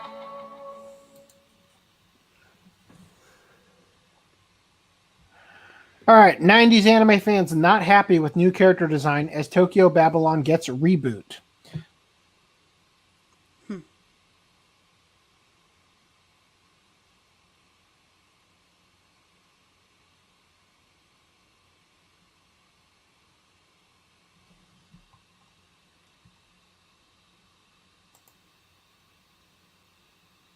Did he freeze?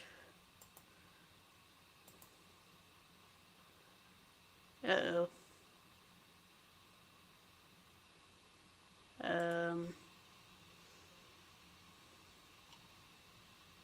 This is awkward.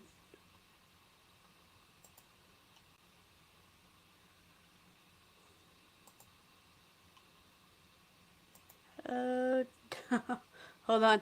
I think we might have some technical difficulties. I think everybody froze.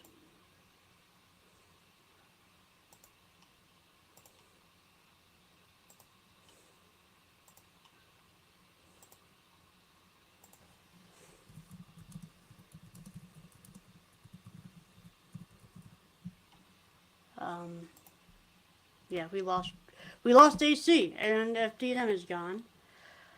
So this is awkward. I don't have any of the articles right now. I'm gonna hold on. Crap.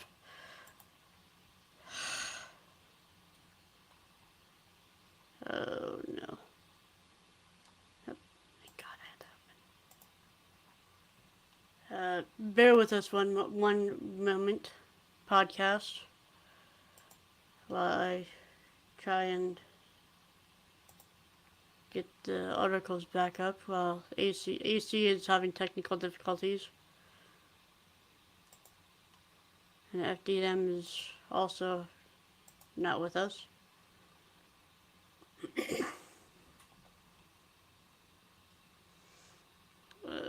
None of these there we are.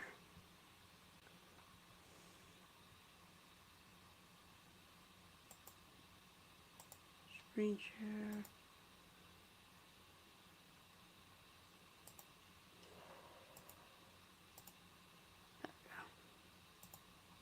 Yep.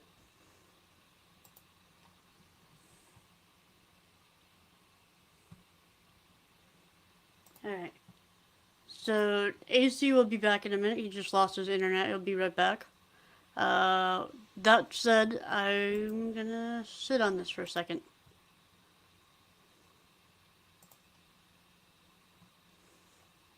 So, must not have paid the cable bill. Probably not. I don't think so, old man. FDDNM is with us in spirit. I hope so.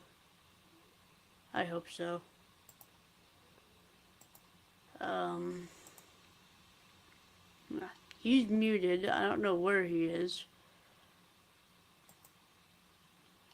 AC just lost his internet. So this is really weird. And we lost a bunch of viewers too. So that's not good.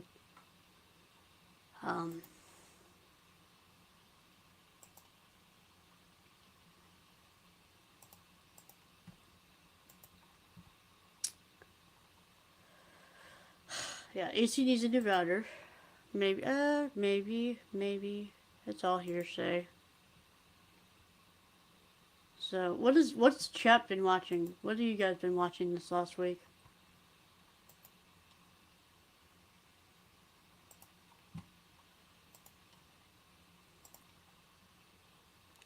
Devices not connected collector.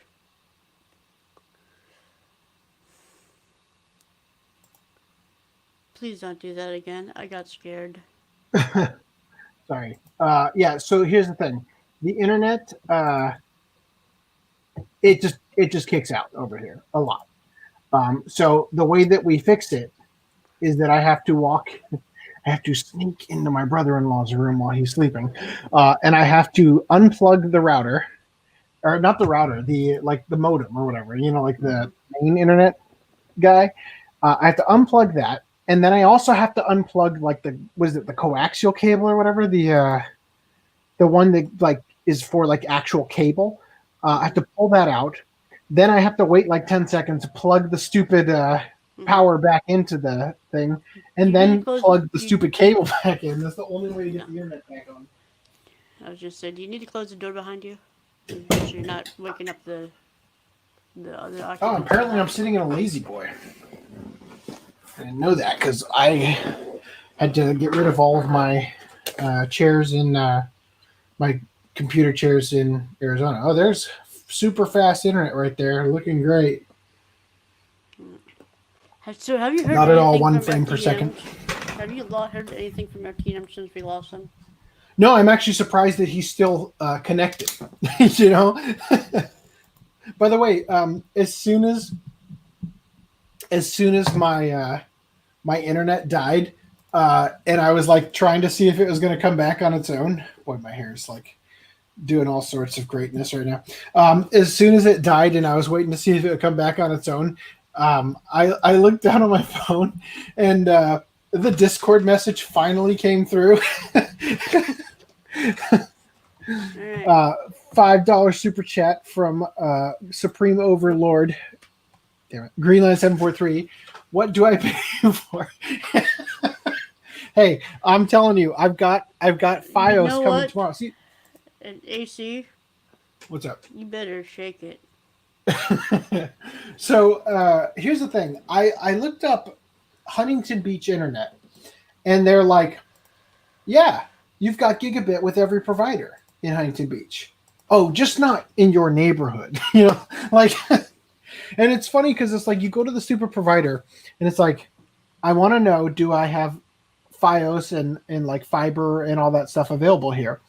And they're like, okay, give us your email address. And I'm like, why? And then I look at the top and it says 28 minutes, 57 seconds, 56, 55. Your offer's about to expire. Like a total obvious scam just to get your email so that they can tell you that, well, we don't have FiOS where you are, but we do have comparable plans of 150 megabyte per second download. You know, like shit like that. Yes. Okay. So here's the thing. I agree. I always do. The one we have is shit. I've got a Cat 7 cable, and that's not even like Cat 7 worth of internet. So, yeah, I totally agree. I'm going to be getting a whole different internet from the rest of the house so that I can do this. Like, you guys got to understand that. So I'm working on that. And that's going to be my day off tomorrow is going to be spent doing that. So by next podcast, should have good internet. Also, Augie is going to be at church next podcast, so he won't be here. Like another reference to the inside joke nobody is getting. Okay. Yes, I think we do need to have that cut from Hellsing Ultimate as one of our clips we can click on, like the browsers intro. Augie is like, how was church? I don't go to that scam house. Amen.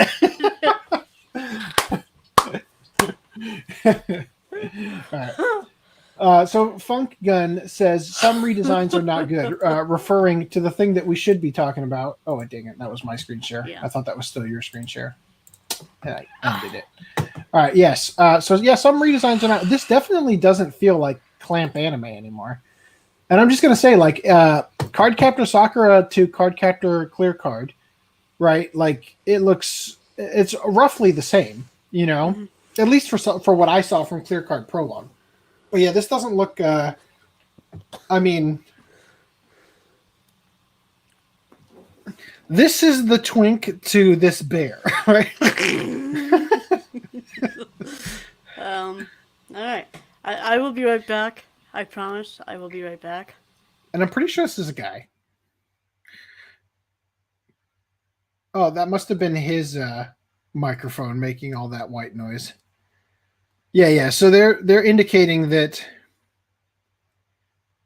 the big shoulder pad era in Japanese fashion was the 90s, right?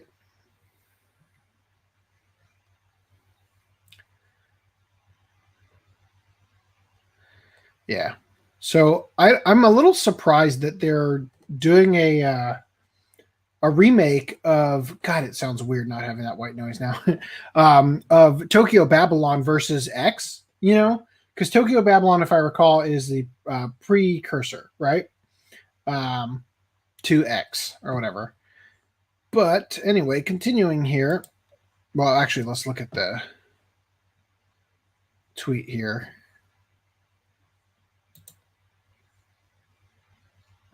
where they're doing scientific studies here on body types.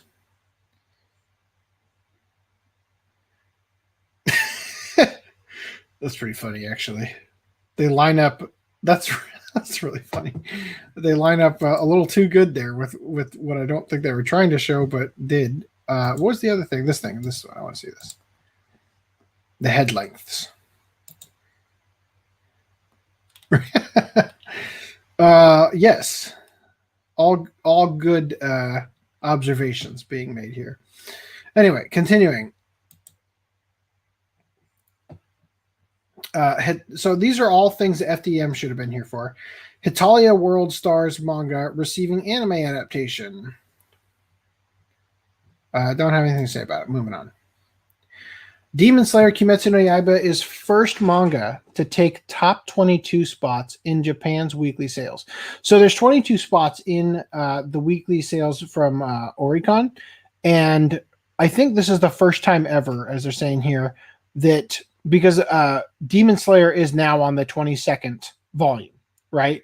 So now literally every volume of Demon Slayer is in the chart, meaning it's beating out every other manga all the way back to its first issue, right? So volume 1 to volume 22 are taking up some various form of the list, right?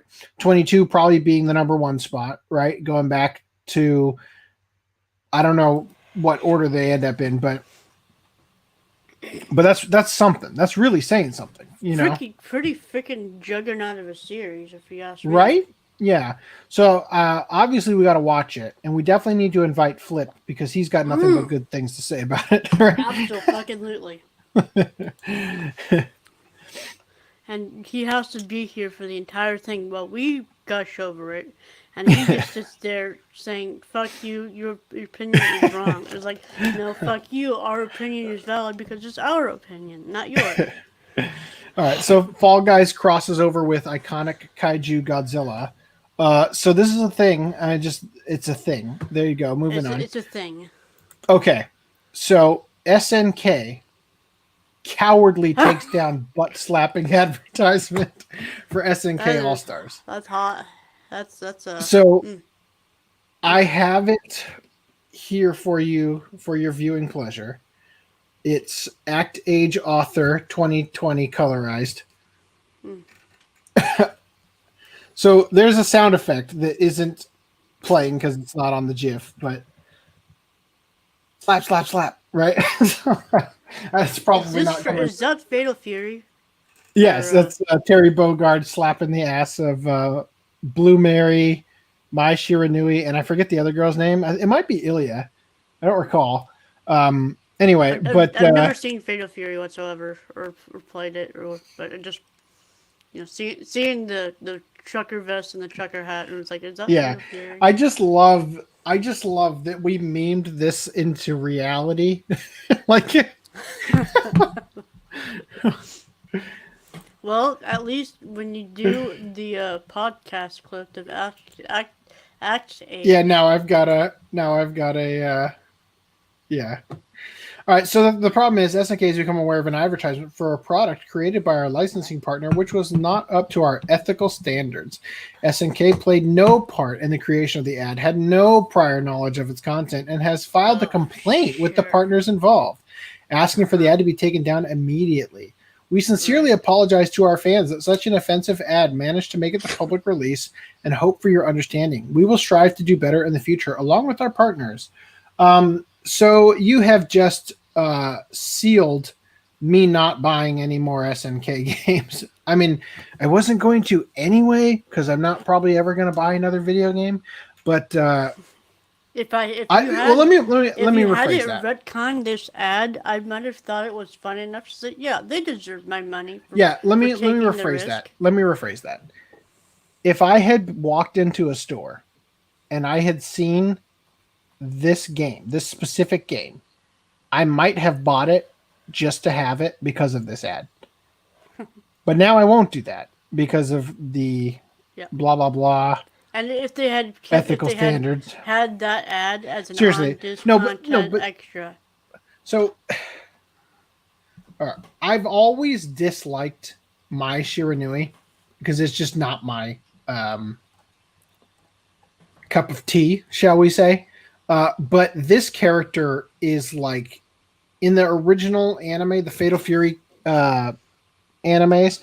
I mean, it's kind of absurd. The like nipples through the little bit of cloth and like the bounce is just absurd and everything.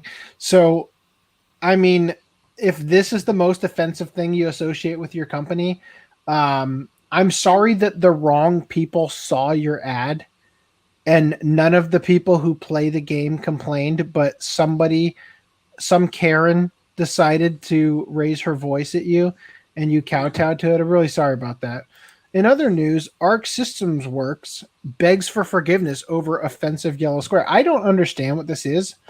Puritans residing on Twitter have potentially revealed that the platform is truly the most irrational and childish in existence, as Arc System Works was forced to delete an offensive tweet that referenced Cyberpunk's 2077's recent delay, which only contained a yellow square and a short sentence.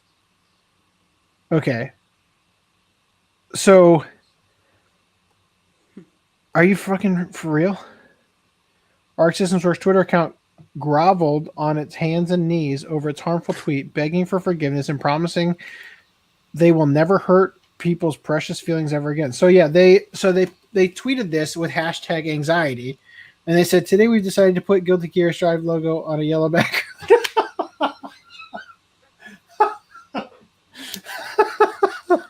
That's pretty funny, actually. So yeah, I guess I haven't been keeping up with the Cyberpunk 2077 thing, but apparently what they're saying is that they put out a tweet that was this color yellow, and it basically said, sorry, we're delaying it, right? And they're just, so they're like, hashtag anxiety, like, oh no, we're delaying it? No, we're just going to put it on. That's pretty funny. People are ridiculous. Yeah.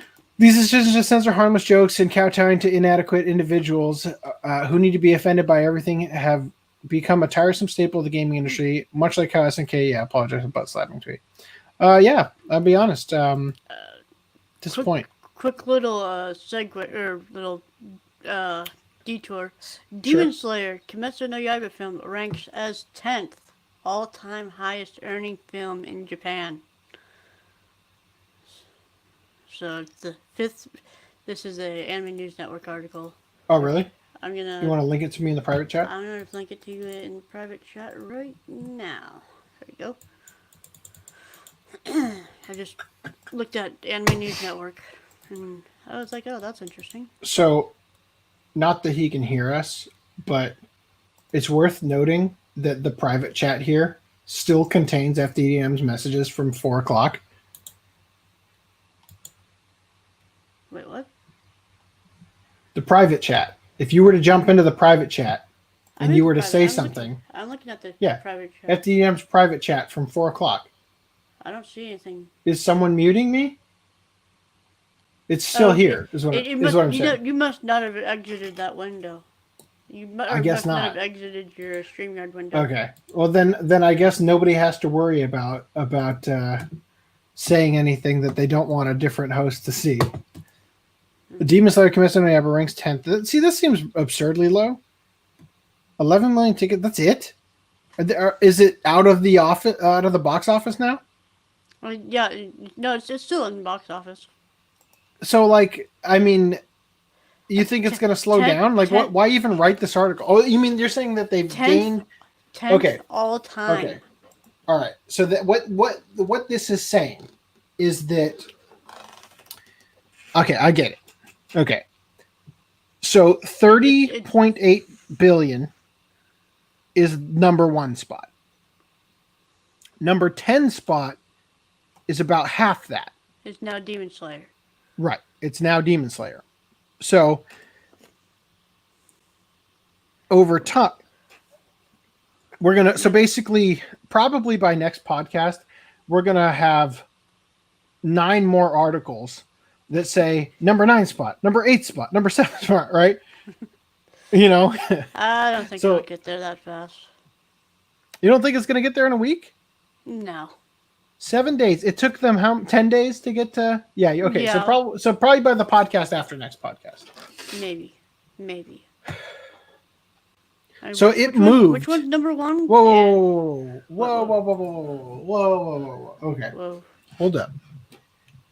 This film is now ranked at number 10 among all movies that ever opened in Japan, including foreign films, moving James Cameron's Avatar to number 11 with its 15.6 billion yen.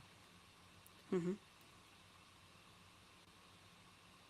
I don't understand how people like that movie, especially in Japan. Like Avatar? Yeah.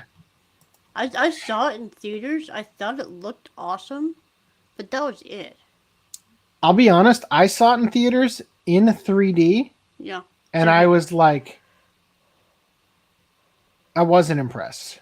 Like, it looked okay. I was hyped to see it, so that's why that kind of gave me rose-tinted glasses. I guess. It's just freaking Pocahontas in space. Right. And there's that character. Yeah. The obvious, military is bad. No, but the Pocahontas in space, there's a character, I forget his name in Avatar. He looks exactly like Sute from Pocahontas, except blue. It looks exactly like him. Mm-hmm. And he plays the exact same role in the movie. Anyway, moving on. Man arrested in Japan. Side note, when I was in Best Buy, I saw the extended edition for like $12. Like, I remember when this was like $30. Right? And it's the exact same, like the limited edition set for the extended edition Blu-ray. Not just like a cheapo Blu-ray case. It was the actual like book thing or whatever. I saw the Matrix trilogy is on 4K. Yeah. And I saw a very, very banged up Rambo steelbook art box. Oh yeah, the locker looking case. Yeah. Yeah, like completely destroyed that art box. Yeah, that was I couldn't believe it was even there, and they didn't like mark it down or anything. Anyway, man arrested in Japan for selling overseas bootleg anime DVDs. Publisher alerted police. Seller claims he didn't know he was doing anything wrong. Collecting anime isn't a cheap hobby, and that's especially true in Japan. It's not at all unusual for home video releases to cost somewhere in the neighborhood of 3,500 yen, or US $33, for a disc with just 2 episodes, meaning that purchasing an entire season is generally something only a series' hardcore superfans are willing to do. So when 2 women living in Japan's Ibaraki prefecture thought they were getting a great deal when they each purchased a 3-disc set containing the complete 26-episode Demon Slayer Kimetsu no Yaiba TV series, Japan's currently hottest franchise, for just 9,700 yen, which is roughly $100, let's say, via an e-commerce site. That was a weird way to end that. Wait a minute. They thought they were getting a great deal when they purchased it via an e-commerce site. Okay. However, those sales have led to the arrest of the seller, 40-year-old office worker Kotaro Hattori, who lives on the other side of the country in Fukuoka Prefecture. Hattori wasn't arrested for his criminally low prices, though, great line, but because the anime he was selling were bootlegs from overseas. Specifically, he'd been buying the Demon Slayer discs from a supplier in Malaysia and offering them for resale in Japan. His entrepreneurial activities eventually caught the attention of Aniplex, Japanese publisher of the Demon Slayer anime, who contacted the police, triggering an investigation that led to Hattori's arrest in Fukuoka on Tuesday. So he sold these Malaysian bootlegs. How much does the Funimation set cost for the US one? $45 a piece. $45. So that's about $90 for the complete I was just show. Gonna say that. So you're gonna spend $90, almost closer to $100 for bootleg, for the Malaysian bootleg. Yeah, and it's like I'm spending I think $300 total, roughly, for the Aniplex set.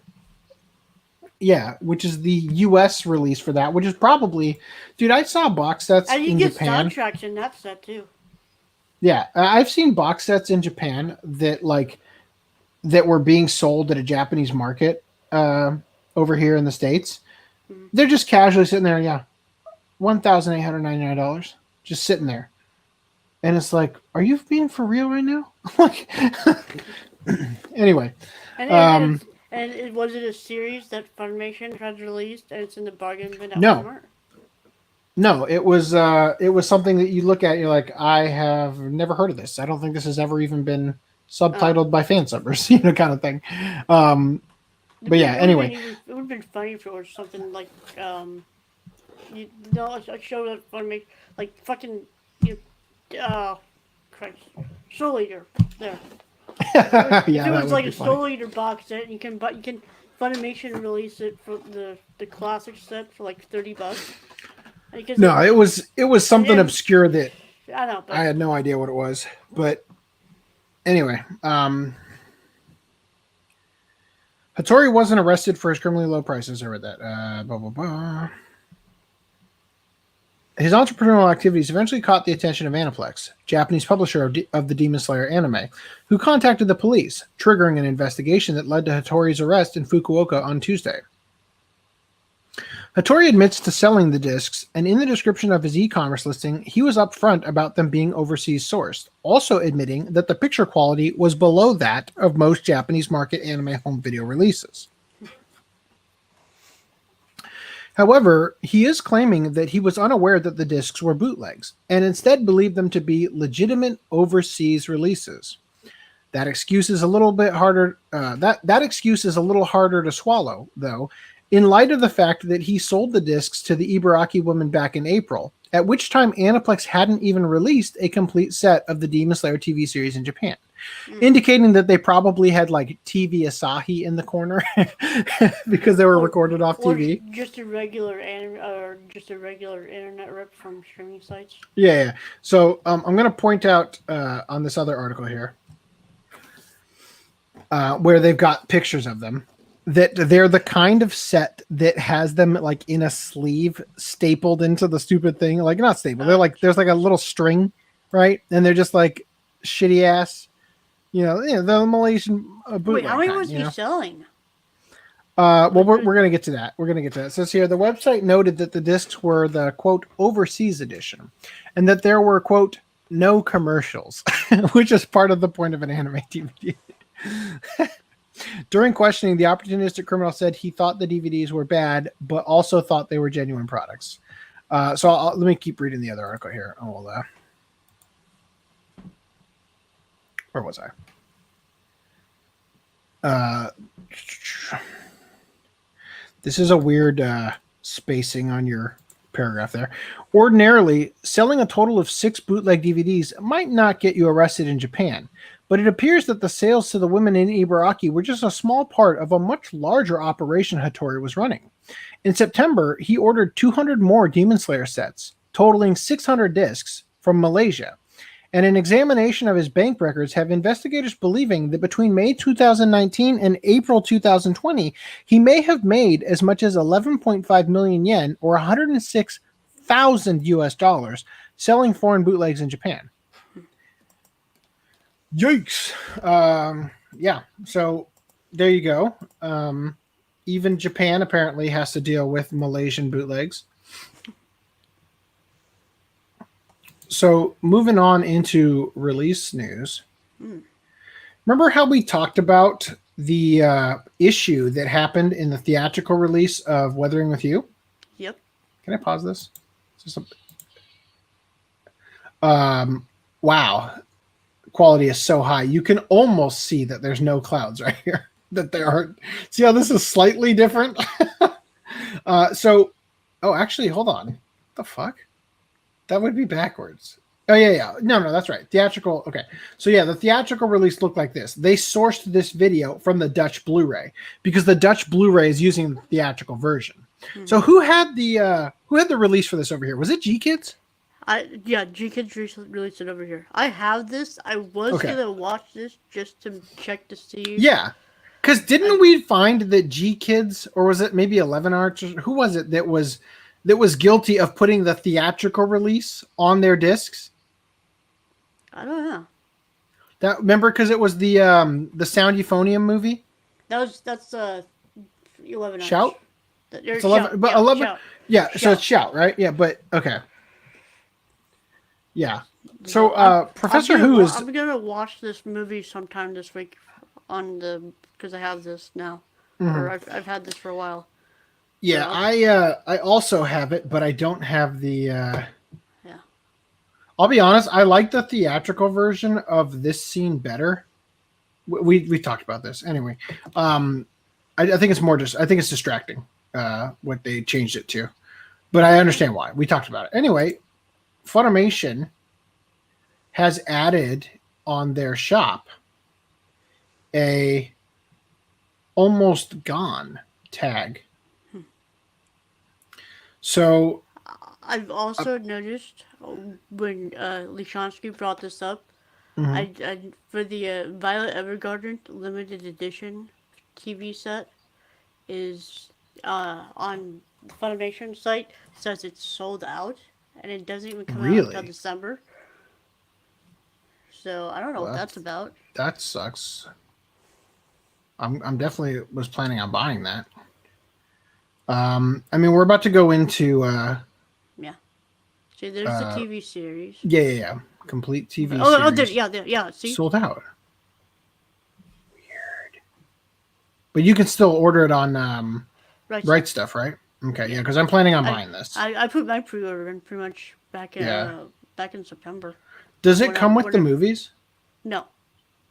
So I have to buy the movies separate? Yes. Do they fit in this box? Yes. They do. Okay. Because I was gonna say that box is gonna be a pain in the ass to sit right next to. It's got an art book. It's got art box. It's in your favorite thing called stickers, and the filler box is 2 spaces. Does it have lenticulars? I mean lithographs. Not that I'm aware. But the filler box is 2 spaces, so it can fit this movie and the movie that just came out in theaters. Okay. Cool. What about? It's probably in the. Here, I need to turn off screen share for a second because I don't know that Hide All Adult is on or not. Where's my mouse? There's my mouse. It's going to be an interesting couple of articles in a second. Right stuff. There's like 12 things, I think. So what the fuck is going on with Set 4 Blu-ray of JoJo? It's a standard edition. Boy, they're taking their sweet-ass time to release those. Not that I'm complaining. I still haven't bought Set 5. I need to get on that before it's gone. You mean the second half of Diamond is Unbreakable?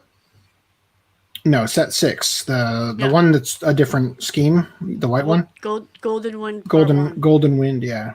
Okay. So what do I need to open here? The top 12. Okay. 1, 2, 3, 4, 5, 6, 7, 8.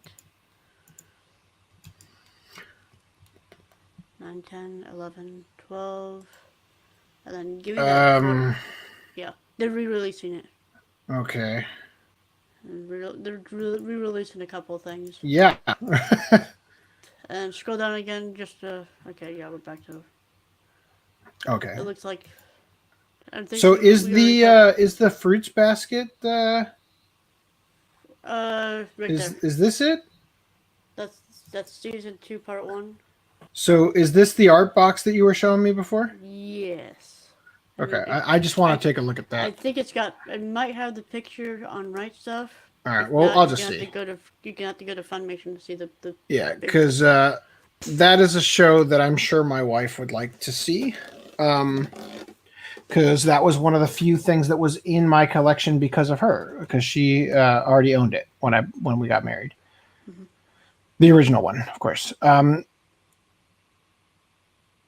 So, not sure why Kashurn is in this. Kind of don't care. Gachamon, Tekamon, Kashurn, and Polymer. I just kind of don't care. But I will watch this for no other reason than just cause. Viz releasing it. Probably going to look great. Not awful at all. Not have any disc problems. So I don't think we have anything to say about this closing. This is just a I do have something. Oh, okay. I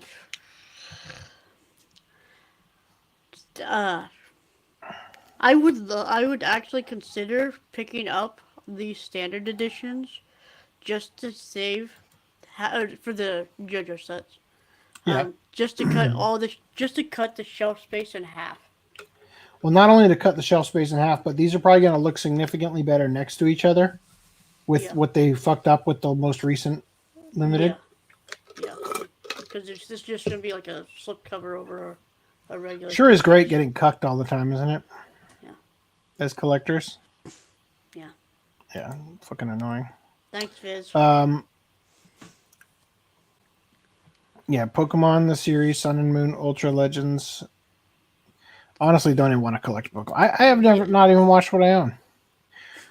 Boruto Next Generation Set 8. Kind of surprised it's still coming out. Can't believe how long. Is this going to be even longer than fucking Shippuden? It's at like 170 something episodes right now, I think. How long is the original Naruto? Is it 200 or 300? 220. 220. And then Shippuden is 500, right? Yep, 500 even. Fuck, man. There's the Blu-ray. Yep. Killing Bites. This is Amazon, one of the Amazon streaming ones that Sentai picked up. Seems kind of fur. So. Kind of like this is sub only, I think. So you know like that thing that's like 10% furry, 20% furry, 50% furry, and then it's an actual picture of a cat. 100% furry. Yeah. Yeah. So we've got 10%, 20%, 50%, 100%, right? 95%. 0%. No, that guy's gotta be 30. We're not seeing the bottom half. He's a centaur. All right. Yeah, this is sub only. Ascendance of a Bookworm. I'll do anything to become a librarian. Yep. Okay. Not liking this very lazy looking cover, where it's like it's a book in a Blu-ray case. I've heard a lot of good things about this show. Well, I'm sure it's not a crappy show, but this release looks like kind of uninspired. I get what you're saying, but I mean, it's a what is it? Yeah, 2 quarters, so 26 episode set. It has a dub. Okay. That's nice. $60. Okay, so this is the Blu-ray of a show that was previously released by Media Blasters, or is this the new? No, this is the brand new. This is the brand new series. So this is the one without the swastika-looking manji thing. Yeah, I think so. Yeah. 2019. This is also a one that was streamed exclusively on Amazon. They did dub it. Probably not going to have a consistent dub. Yeah. This show sucked, by the way. Pacing issues sucked ass. This should have been 3 times as long. Cramming 30 some volumes of manga into 24 episodes is not something you do. It should have been 72 episodes instead of 24. Damn. Sorry, I'm looking at the chat here. What? Yeah, bummer. I would have considered just because of the ad, and you just said that. What is that in reference to? That was the SNK ad. Yeah. The people who complain do not buy the product. True. Avatar was just cowboys and Indians, and the cowboys were the bad guys. Yeah, pretty much. I sold Shin-Chan Season 3 Part 2 sealed on eBay for $140 and Part 1 for $100 last month. Helped pay some bills. Good. Glad to hear it. Especially since Season 3 is kind of not good. Are Funimation going full Blu-ray instead of DVD combo? I've just noticed newer stuff are Blu-ray only. I haven't bought anime in years from them, so not sure.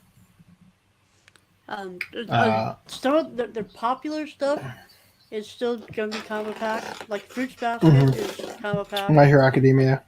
My Hero Academia is kind of like Fire Force, Dr. Stone. Those are all combo pack. But like the more niche stuff, they're not wasting the production costs to make the DVDs for. Right. Can't believe they didn't dub Killing Bites. Ascendance of a Bookworm is really great. Have you seen Netflix's Blood of Zeus? I read the title of it today. So this is the second time I've seen anything about it, as you typed in that comment. From the maker of Castlevania, a.k.a. fuck Alucard in the ass. Yes, senpai, just like that. No, so tell me tell me more about Zeus senpai, just like that. Well, it's funny because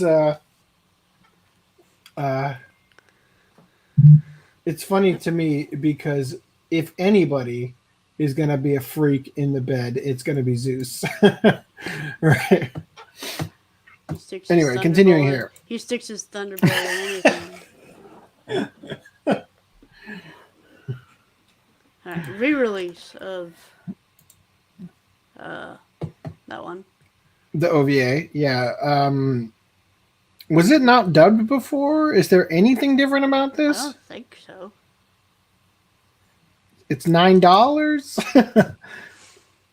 Yeah. I saw people saying, why are they re-releasing the OVA before doing a re-release of the series? Previously, I think it was Blu-ray DVD combo. No. Because I bought the first two box sets, the OVAs, not this OVA, but the other OVAs, in the series on DVD. And then there was a Blu-ray option that I didn't get. But then when this came out in the movie, they were Blu-ray DVD combo, so they were only in a Blu-ray case, and they looked off. So I had to rebuy the originals as Blu-ray so that they would look better in the collection. So I think that that's what's going on, is that they're now selling stuff that were previously Blu-ray DVD combos as just Blu-ray for a cheaper cost. And they're probably the same exact Blu-rays as before. They're just not including DVD. And your move, when you packed everything up, did you separate stuff that you had multiple copies of like that? I didn't. I wish I did, because I kind of want to downgrade a lot of the collection. But the way it is like, if I were to downgrade the collection and sell stuff, I need to do it while the collection is around me in a bookcase that I could get to. I can't do it in the storage unit. It's absurd, right? Yeah. And my wife is sending me a text message.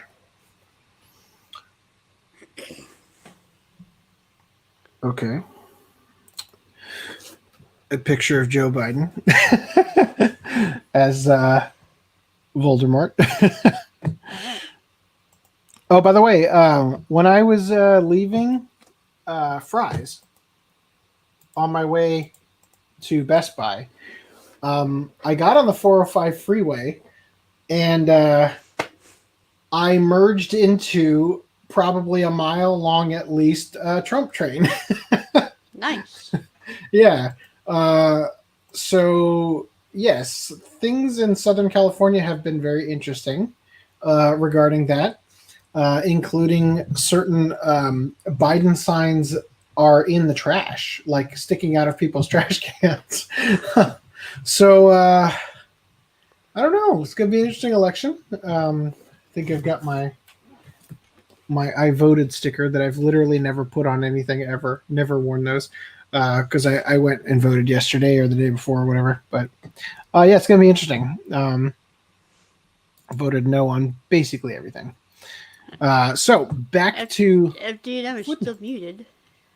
Well, that's great. At least I don't have to hear his voice. I'm surprised. Why haven't we heard anything from him whatsoever? Can you check breaking news and find out if there was a nuke that went off in Ontario?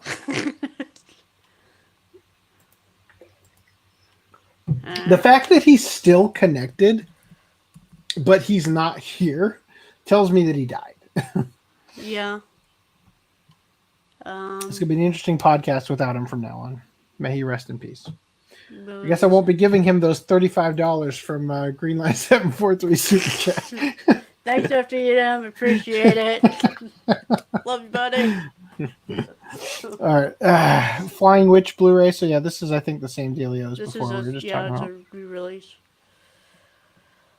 None of these witches are flying. Fucking bullshit. False advertisement.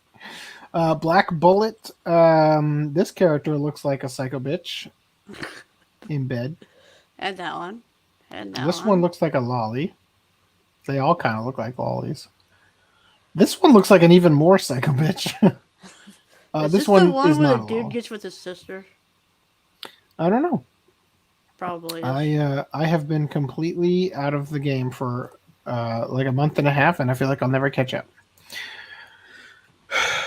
Okay, I want to buy this at some point. It's going to look really awful next to my previous collection of it, I'm sure. I feel like, is this going to have like a art box with part 2, season 2, or whatever you think? Who knows? Probably not. It might. I mean, you might get lucky. I also want to check this out, but I kind of am not wanting to buy stuff that is labeled as season 1 right now, because you never know where that's going to go, and I kind of need to save money and all that. Okay, so here we go. Oh God, that's hideous. Is that what we were talking about? Oh yikes! You got to go onto the Funimation one. Yeah, I know it's significantly thicker than this, right? That's an actual art box, yeah.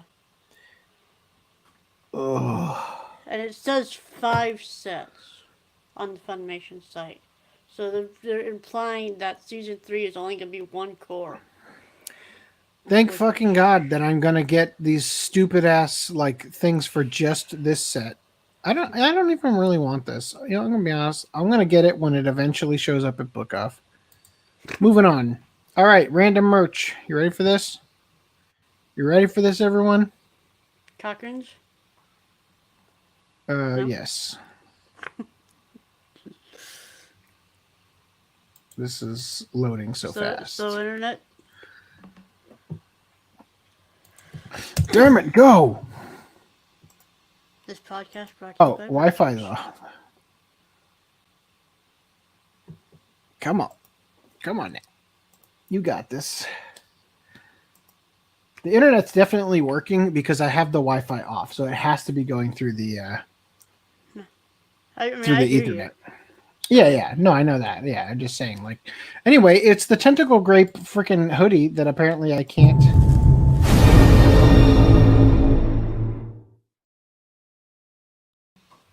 I had to. I'm sorry. For every single time we've used that. Come on. Oh, yeah, because Tentacle Grape. Gotcha. Here we go. There we go. All right. This is awesome. God damn it. For real? There we go. There we go. Yeah. Okay, so these are made to order. So they probably aren't going to make that many of them. Yeah. Now, I'm sad They're to say... pretty cheap, too. Oh, really? Yeah. So I'll say this. Click out the actual store. I'll say this about it. These are probably really low quality. Yeah. But it's funny. So I'm sad to say. Freaking funny up there. Did you see that? Well, now I know. Yeah, who's gonna walk into a store with this on their face? I mean, the tentacle grape face mask. That sounds like a good gag gift for Christmas. I like this. $25, $50 for this? Really? Yeah. You call that pretty cheap?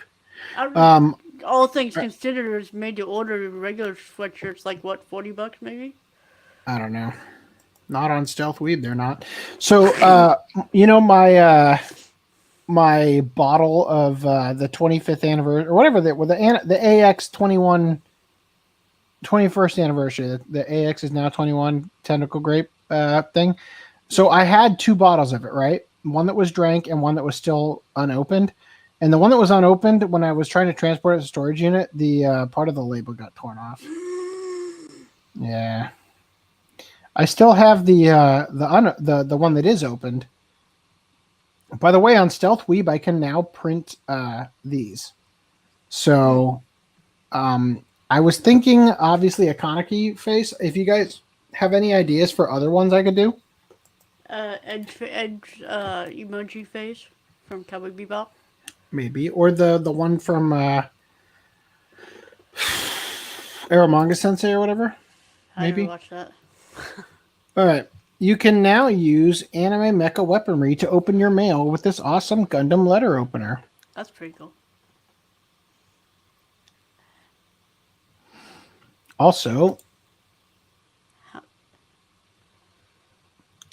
there's now a moving Gundam anime robot model that you can control with your brain. Ooh.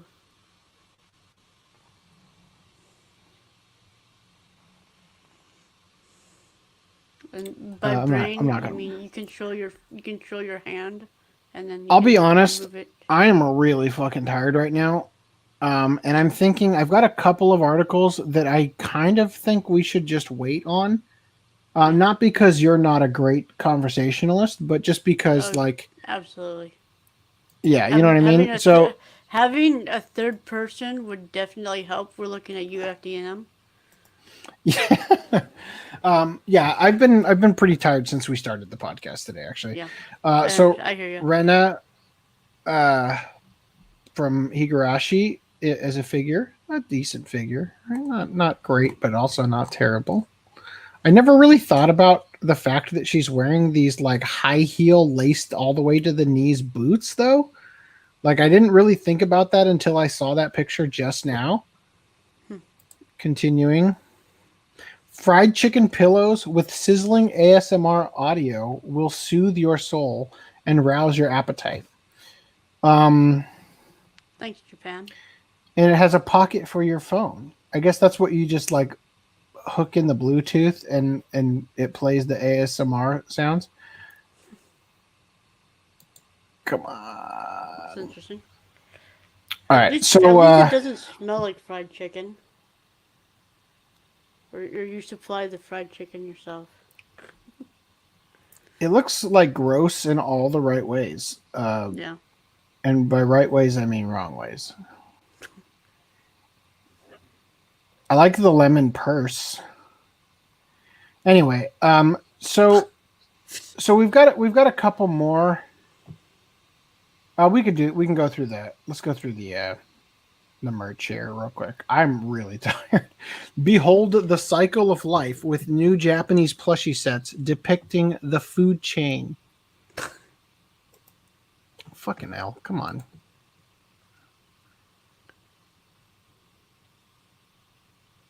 I seriously feel like I'm about to collapse. I'm so tired.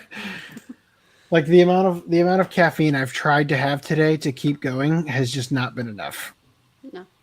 Or I've reached that critical mass. So yeah, Wait, here's the food. They all go inside each other? Yes. That's funny. That's Yeah. cool. Can I get that Brazzers thing Oh. ready? Yeah, I got the browsers ready. All right. Fleshy cat testicle pouches prove Japanese designers can make anything look cute. Those are tails. Those are tails, YouTube.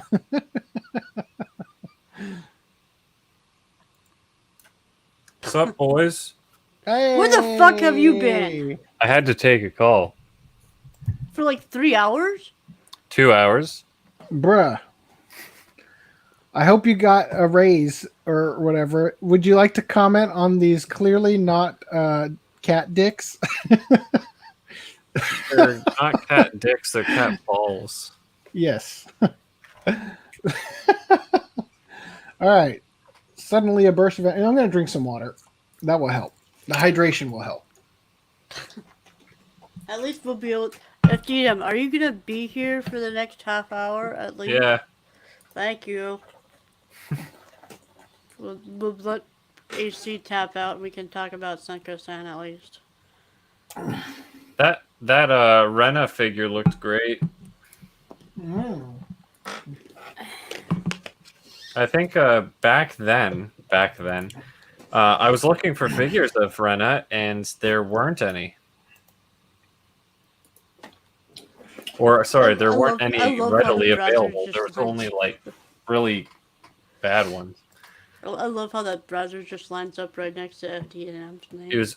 I changed my name to Cameraman, but I guess because I left, it changed. Yeah, I'm back. thinking we could change. So I wanted to change Augie's name because he wrote it as Augie parentheses Don Jobo. I wanted to change it to Orgy Don Jobo Don Blojo or whatever. Orgy Don Blojo. Don Blojo Orgy. I mean, AC would be the director. So are we doing FD pickups yet? Hey guys, can Yeah, we we did that like an hour ago. 4 hours ago. You also missed the release news.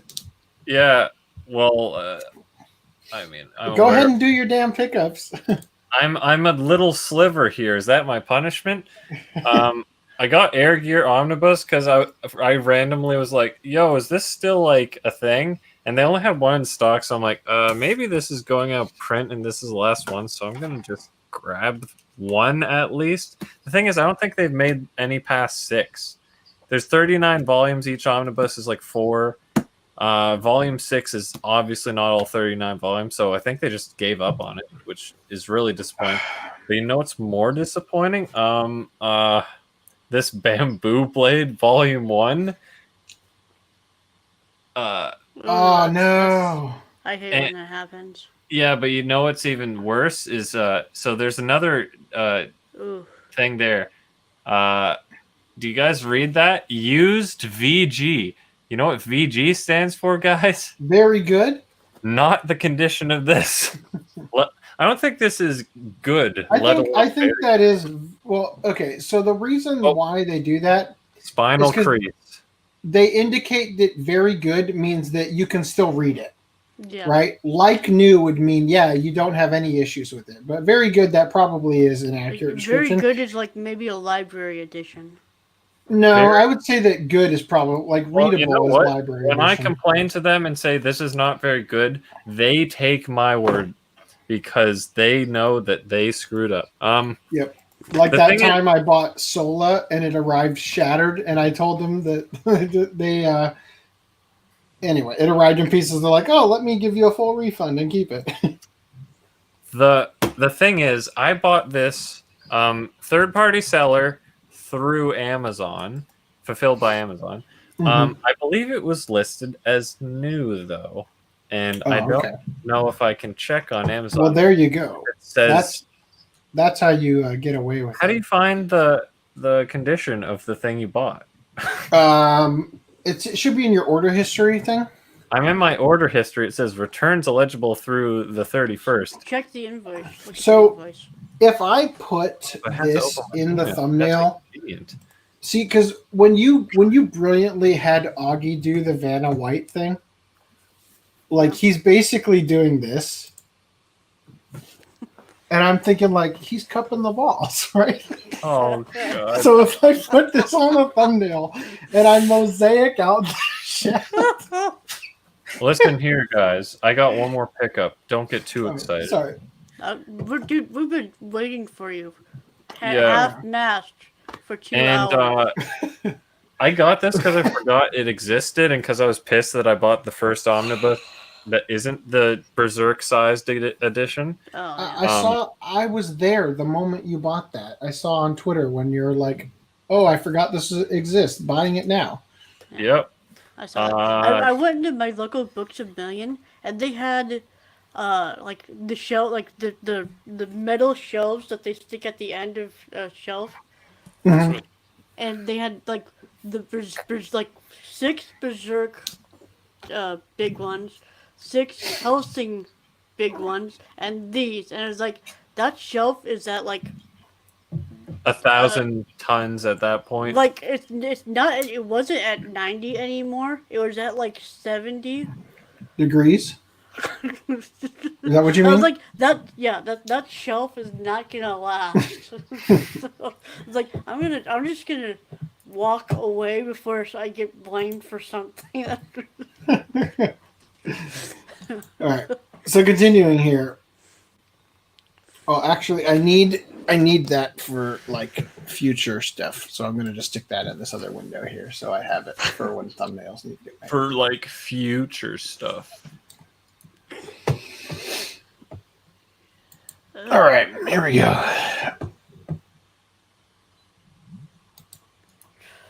Okay.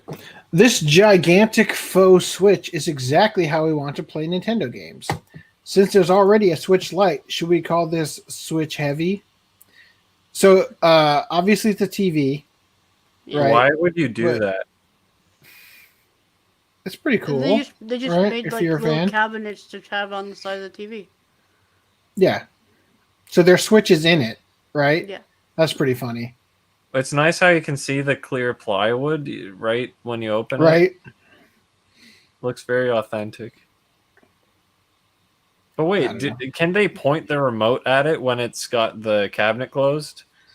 I don't know. Is that? I don't know. Do you have It's a like the remote Wii. for you? Except Yeah. they don't have know. a bar. I don't know. Well, yeah. Wouldn't you just put the little sensor bar somewhere there is outside no the cabinet? sensor bar. There isn't. Oh, I don't know how it works. It's built into the console. They I'm use not a gyro gamer. or whatever it is. All right. Anime girl holograms to start working as hotel staff at Tokyo's Anime girl weird hologram. hotel. What I heard. I like how holograms can work, and you actually take your credit card and file paperwork and stuff. That's really nice. I like how holograms can do that. Oh, I got you. I get what you're saying. That's what the computerized system is for. Yeah. I was watching Ricada streamed with Drexel again, and Drexel was talking about how he wants in the future, hoes will have the chip in their ass, and you tap with your credit card right on the ass to pay for prostitutes. All right. Oh, damn it. Let me refresh. So you can actually see this.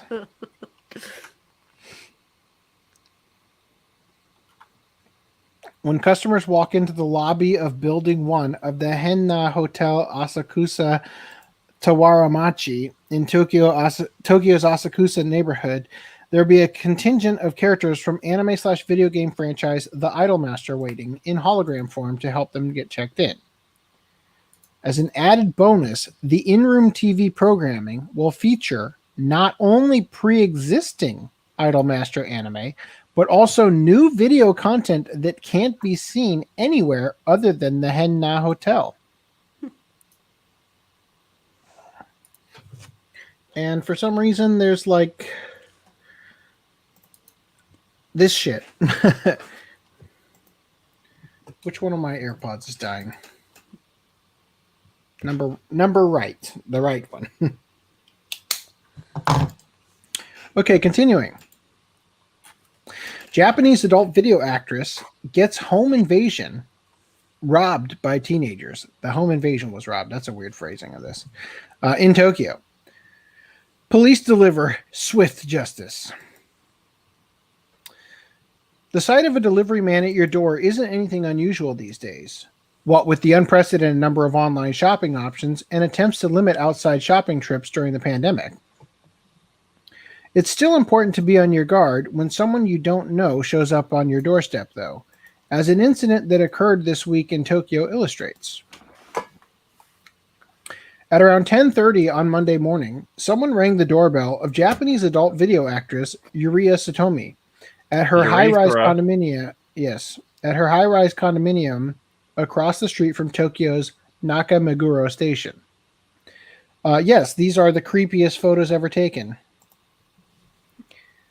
The man, dressed in a delivery man's outfit, said he had a delivery for her. As she opened the door to take a closer look at the package, though, another man, dressed in normal street clothes, came rushing toward the entrance to her home. Satomi shouted and tried to push the door closed, but the two men pounded on it from the outside, forcing it open once again and making their way into the condominium. "I've stabbed people!" one of them threateningly boasted before commanding, "Give us your money."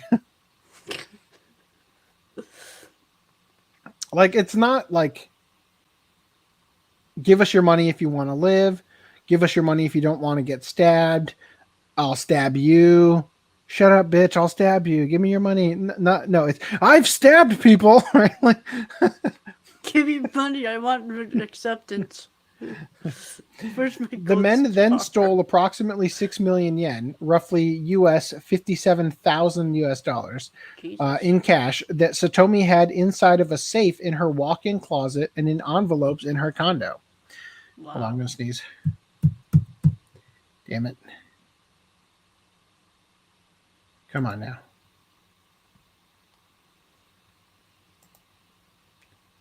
Motherfucker, just happen already.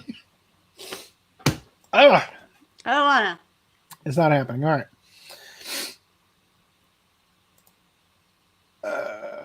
Okay. The home invasion lasted roughly 20 minutes, but she was thankfully unharmed. Okay. And she was thankfully unharmed. Okay. All right. Great writing. Once the thieves were gone, Satomi contacted the police and reported the shocking crime that had taken place in one of downtown Tokyo's swankier neighborhoods. Thankfully, the path to justice proved to be incredibly short. Security camera footage showed the two men getting into their getaway car, where an accomplice had been waiting, and driving off. A little over 4 hours later, the car was spotted in Kanagawa Prefecture, which borders Tokyo to the south, and all three men were apprehended. Satomi, speaking about the incident, seems remarkably calm for someone who just went through such a frightening ordeal. Maybe she's in on it. In addition to the nature of the crime, the ages of the three criminals who have admitted to the accusations are startling. With the two who broke into Satomi's condominium being 19 and 17 years old, and the getaway driver also a teen at 19. I don't know why that's... Is it because they're usually 65, the criminals in Japan? At the time of their apprehension, they had roughly 4 million yen of the stolen money. How much did they take? 6 million. Mm-hmm.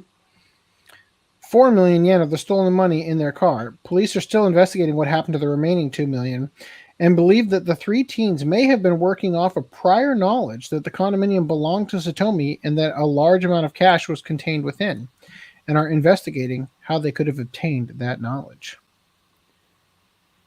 Probably a video for online saying, "Hey, look at my home. This is where I keep my money." I don't know. All right. Anyway, God, that's the creepiest photo ever.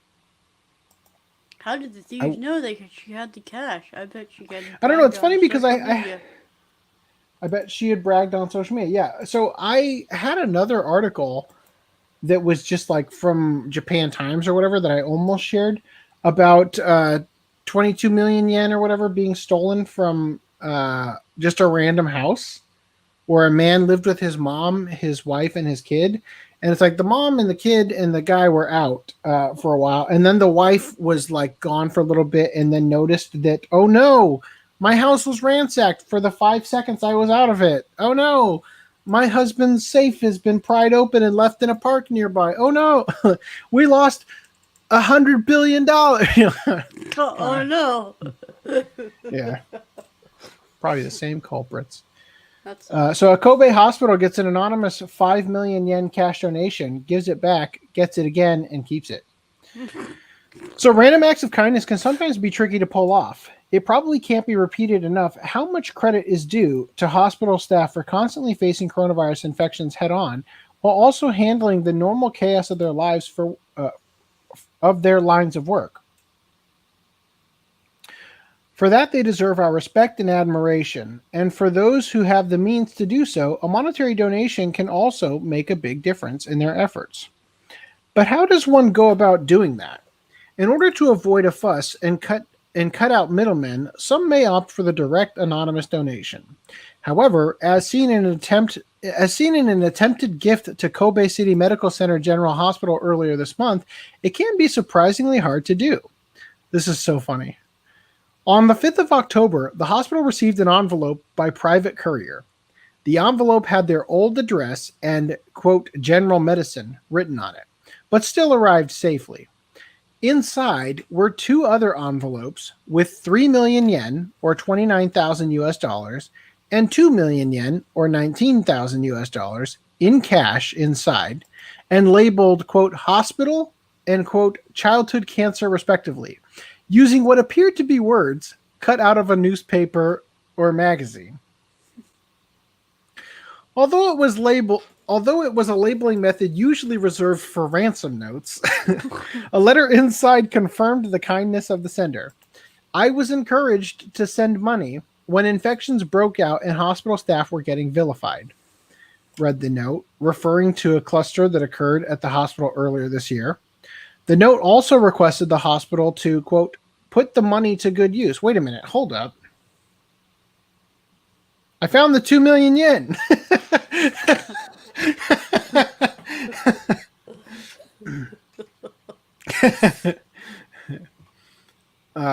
The note also requests the hospital to, quote, put the money to good use and was signed Anonymous Hope. It wasn't terribly anonymous, however, as a woman's name and return address in Kobe's Kita ward were also written on the main envelope. The hospital was thrust into the spotlight for its cluster that broke out relatively early in the pandemic. The hospital checked its records to find a patient with the same name, but no matches came up. Given the various idiosyncrasies of the gift, the hospital was worried that a mistake might have been made and returned the entire package. However, on the 9th of October, the same package arrived again, this time with no return address. Of course. I like how they're like, well, they can't send it back if they don't know where it came from. Shit, does anybody remember where this was from originally? We don't want their money. No, but that'd be the ploy, though. Somebody took out a loan, like per donation one, they took out a loan, sent it, they knew somebody else was going to make an equal amount donation, anonymously, sent it, they got it returned. Okay, I'll pay this loan back. Now that person 2 sends their donation anonymously. Okay, this guy they just sent it, and they sent it back to person 1. Yeah. Okay. That's a bit of effort to go into this. You gotta get your credit dinged. That's just cool. Free 5 million or whatever. Yeah, I mean, I'll take it. Greenland 743, if you're listening. Just kidding. The hospital. Make it rain, 743. Make it rain. However, on the 9th of October, the same package arrived again, this time with no return address, strongly suggesting that it was indeed for them. After consulting with their lawyers, the hospital finally decided to accept the donation and use it to bolster their stock of PPE. Excuse you, that's not what it's for. It's for children's cancer or whatever. Childhood cancer and hospital. Or whatever. PPE. Can you imagine, cancer, pediatric cancer or whatever, literally on the wall as you enter? You give me your tour. So we're now entering the pediatric cancer ward or whatever. So after some initial awkwardness, pediatric cancer or some shit. What if it's so I'm giving you this $19,000 US donation on the grounds that you changed the name. And the ward in my honor.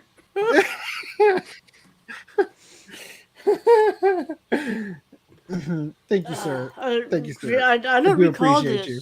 I think you need to reenact this so we know. It might jog our memories. Next time, send it without a return address. Anonymous. Come with another account, anonymous as the name. All right. Small loan of 5 million. Oh. Okay. All right.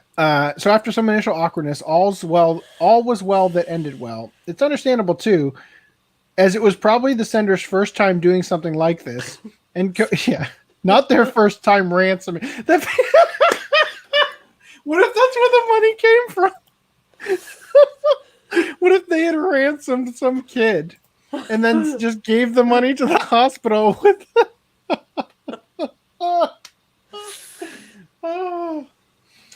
Brazzers thing has been on You said you kept saying first time. I was like, come on. okay. Oh, I gotcha. Yeah, definitely the first time they'd ever. Okay. So hold on. Yeah, probably the center's first time doing something like this. And Kobe City Medical Center told media that it was definitely the first time they'd ever received an anonymous donation.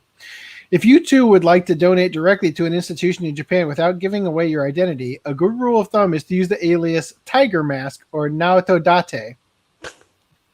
After a spate of gifts bearing those names appeared throughout the 21st century, those manga character names are almost universally understood here to mean something is an anonymous donation and should get your gift through on the first try. Yeah, I like that, the Japanese word for anonymous is Tiger Mask. What's the one for America? Richie Rich? I think we just use anonymous. Or John Doe. Or John Q. Citizen, probably. Okay. Japanese police search for police search dog that ran away during police search. Greenline 743 says, I'll come back as Line Green 347. All right. We look forward. That's to the it. equivalent of Superman putting on glasses and Mm-hmm. Prefecture's youngest dog. What's up? We look forward to it. Yes. Prefecture's youngest dog makes a break for it in the middle of performing duties.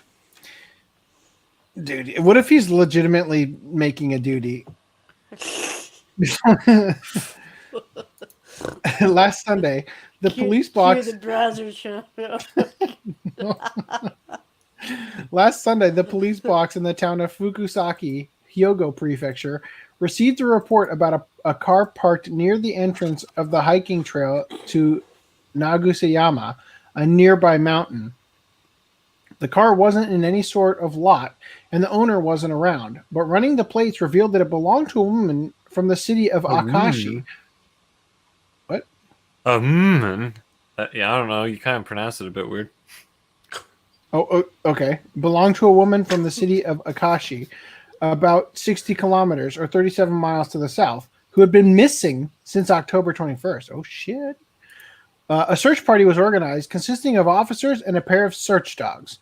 One of the animals, a 2-year-old male German shepherd named Kureba, is the youngest search dog in the Hyogo Prefectural Police, having begun his duties in January of this year and since participating in multiple searches. Kureba is described by the force as having a calm and collected personality. But during the search, he suddenly began running at full force, causing his handler to lose his grip on the leash. Kureha, not Kureba, so apparently this is a different dog. Kureba continued running deeper into the woods, meaning that the search party was now looking for both the missing woman and their missing dog. God damn it, I have to refresh this.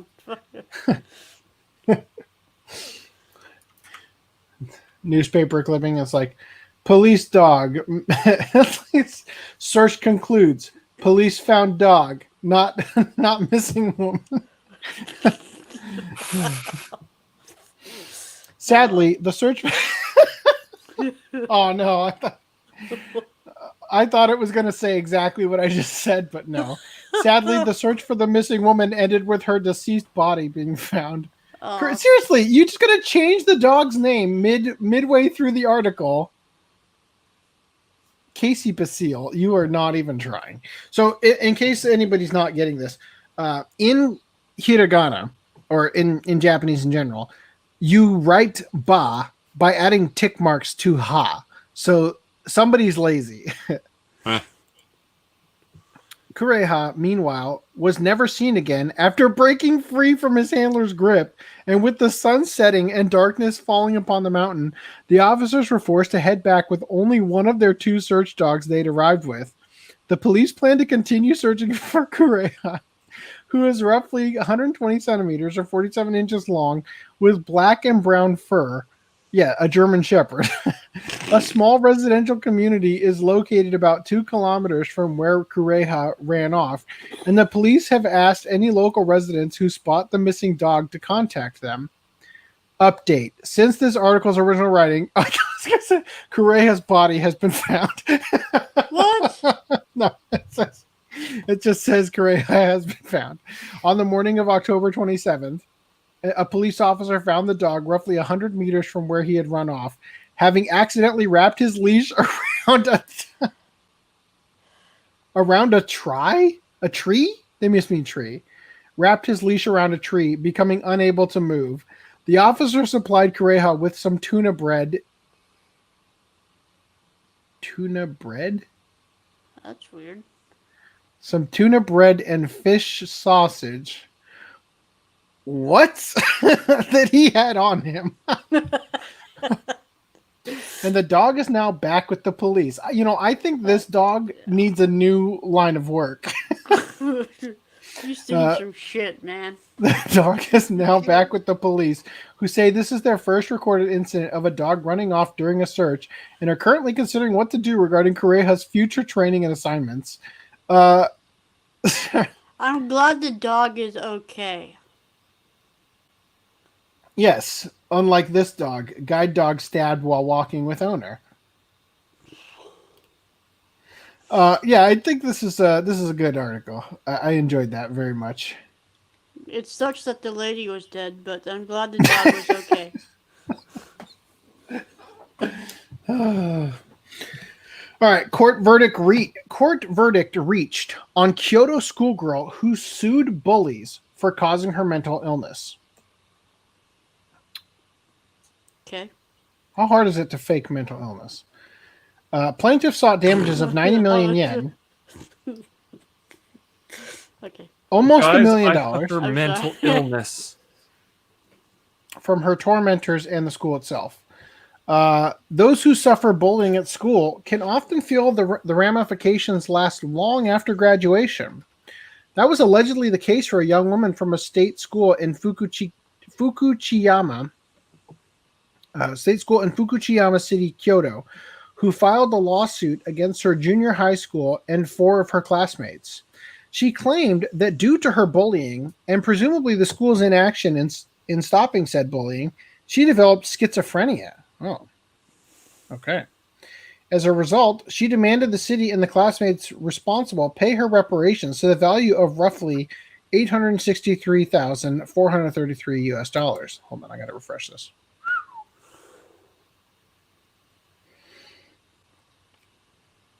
So correct me if I'm wrong, but is that Rin Tosaka?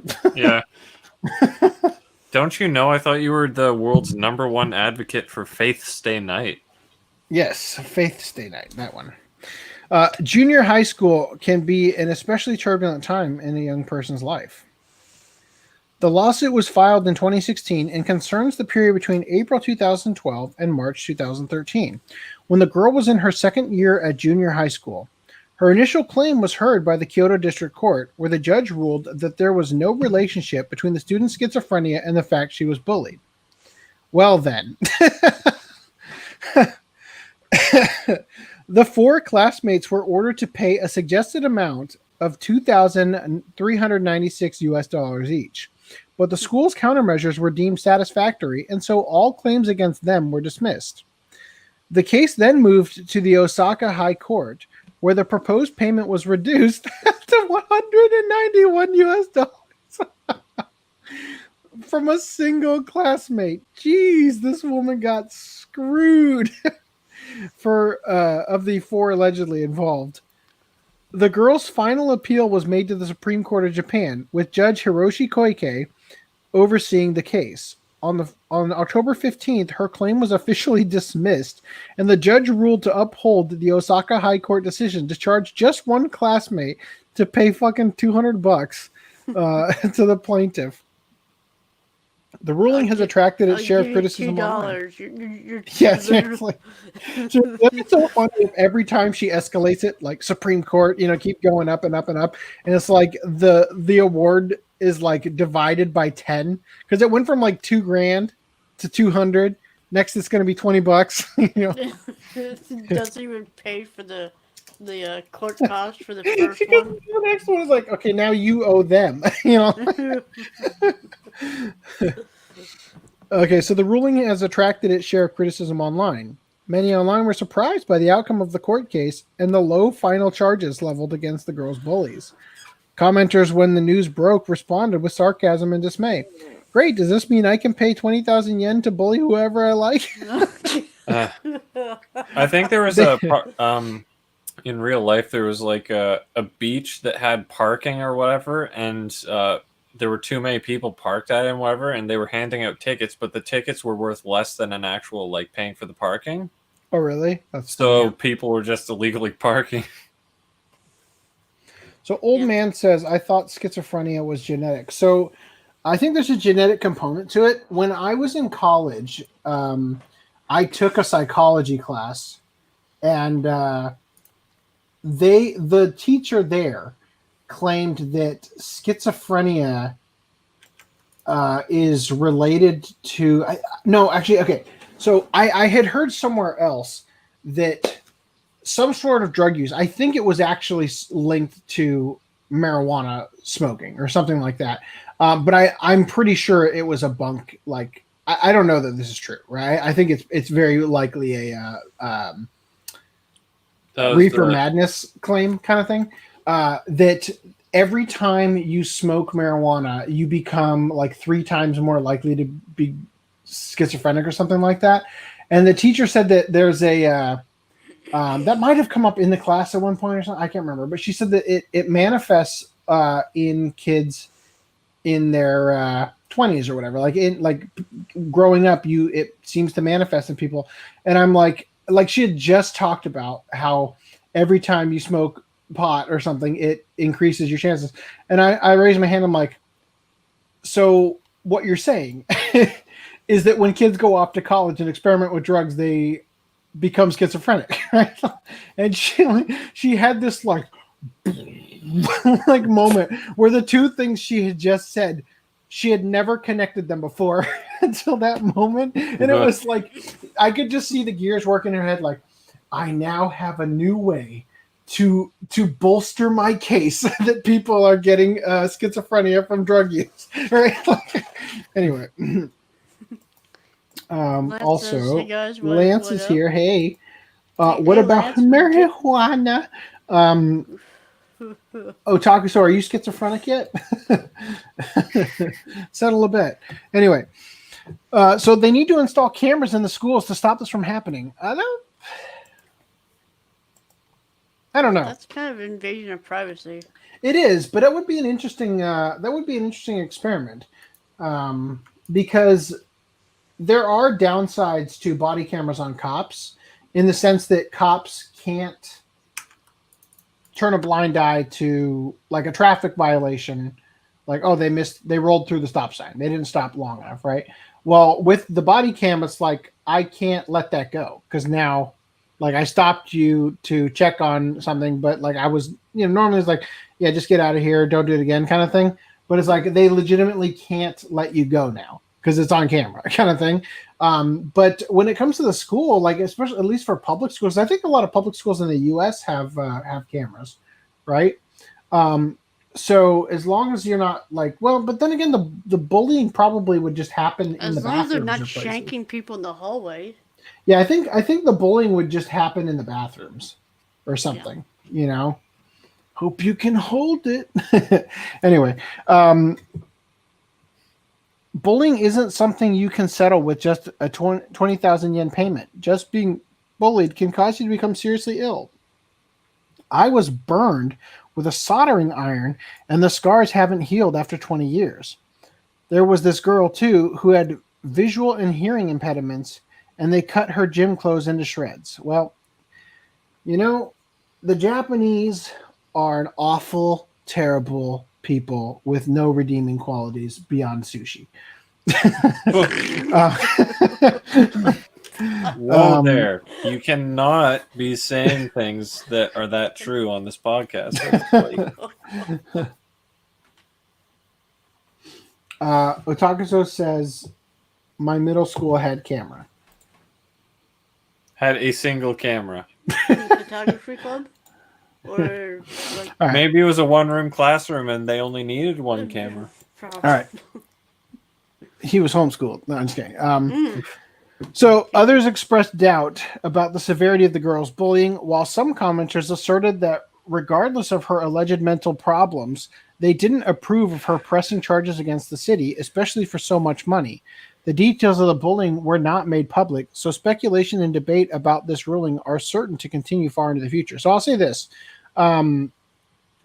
She sued them in 2016 over bullying that occurred in like 2012, right? So I'm assuming she had like pretty much zero proof, right, to actually present. And that's probably why all this went the way it did. I just think it's really funny that every time she escalated it, the value of her award went down, you know? Mm-hmm. Oh, There's old an man anime- talking about silent voice. Yeah, I was going to say, there's an anime about a hearing impaired girl being bullied. Yeah. And then the guy, the person with the mental illness turns out to be the bully, right? The lasting mental illness. All right. Man arrested in Japan after walking around supermarket in a monkey mask. He did monkey face. I'm going to go to the bathroom for 1 second. It's going to be another super quick pee-pee break. Put on the browsers. There's no law. What, are you just changing it to the bathroom cam? Yeah. What were you saying? I was just about to read the article, then I thought, oh no, is it gonna be a bad thing if I read it without his consent? Let's wait for AC to come back. Let's wait for the AC to come back on. Yeah. I like how the browser just goes right in with your background. Oh yeah, it does. I left sufficient space. It looks nice. It's just Yeah, it's that's one way to aesthetically put it. pleasing.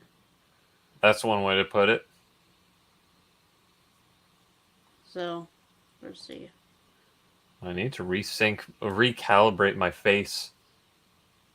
But yeah, commercial break. Go to Stealth Weeb if you want some shirts like Cement Addiction.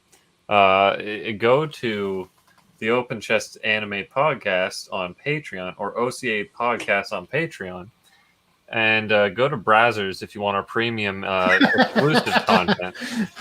Yeah. So when I said,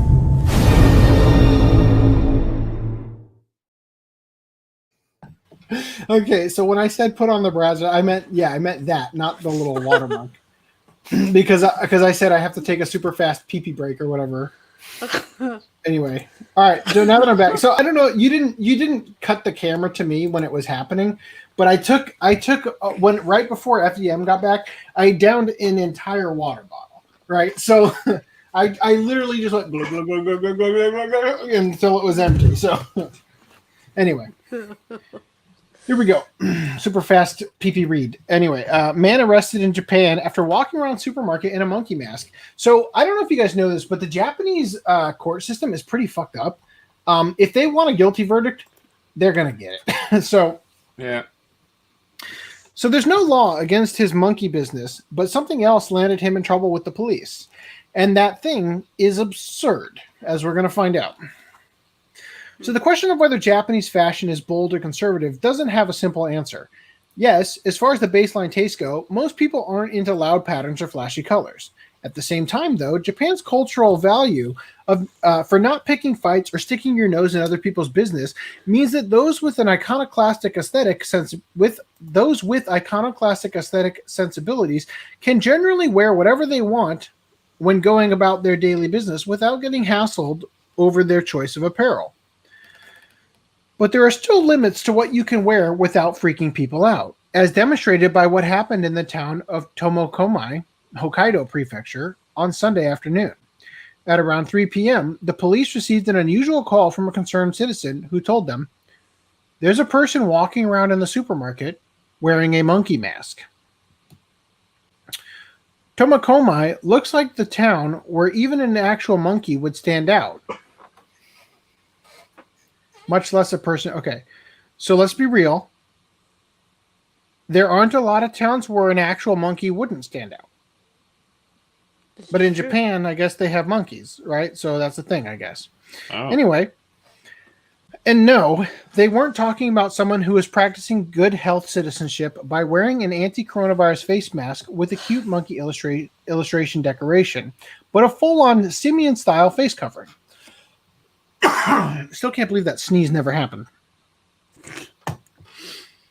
Many stores in Japan have policies prohibiting complete face coverings, such as visored motorcycle helmets, for crime prevention purposes, which could have been a factor in contacting the police. When officers performed a search of the area, they found a 65-year-old man. Damn it, I knew it. 65 years old. Those are the criminals in Japan. Sitting down with a bag next to him and the monkey mask on top of the bag. Upon searching the bag, they found a box cutter, and the man was arrested for violation of the firearm and sword control law, which, among other things, box cutter. Yes, limits the size of bladed instruments that can be carried around without a specified valid purpose. The man says that he is a construction worker who had come to Tomokai after finishing work in Sapporo, roughly 40 miles to the north, in order to catch the ferry from the city's port. As for the box cutter, he says he'd used it for work a month ago and had forgotten to take it out of his bag afterwards. None of that, however, explains why he was walking around the supermarket with a monkey mask on. And while that wouldn't be the strangest thing someone has done while drunk, police reports indicate that the man did not appear to be intoxicated at the time, and his motive for the Animal Kingdom cosplay remains unknown. So, first of all, mind your damn business, right? Yeah. What a man does with a monkey mask is his own duty, his own business. What he puts into the monkey mask is also his own duty. But yeah, that's kind of fucked up. Like, he's literally arrested for having a fucking box cutter. So actually, this is kind of funny. I went to Europe when I was younger. I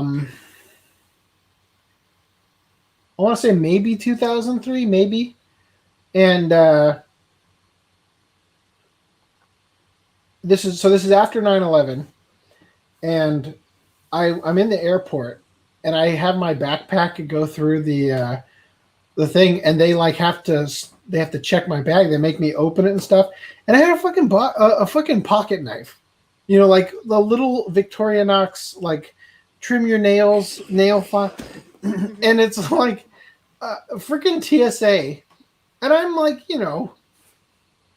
14 at the oldest, and TSA acted like I had brought a nuke to the airport, right? And I was like, "Are you being for real?" They had to take it out with they're putting on gloves and I'm retrieving the contraband. I didn't know it was even in there. I was like, oh shit, fuck, here it comes. Cool. You guess you'll never see that knife again. Right. But what was funny is that my mom had got me that box cutter, pocket knife with my initials engraved on it. Oh. And so there it goes. But in our trip to Europe, we went to Switzerland, and I got another one of the exact same type with my initials engraved on it from the same place where she had originally got it, I think. The only problem is I got the silver instead of the white, thinking that was going to look cooler, and the white is way better. When you get the engraved with the white lettering, because you can't fucking read the silver. Anyway, all right, so...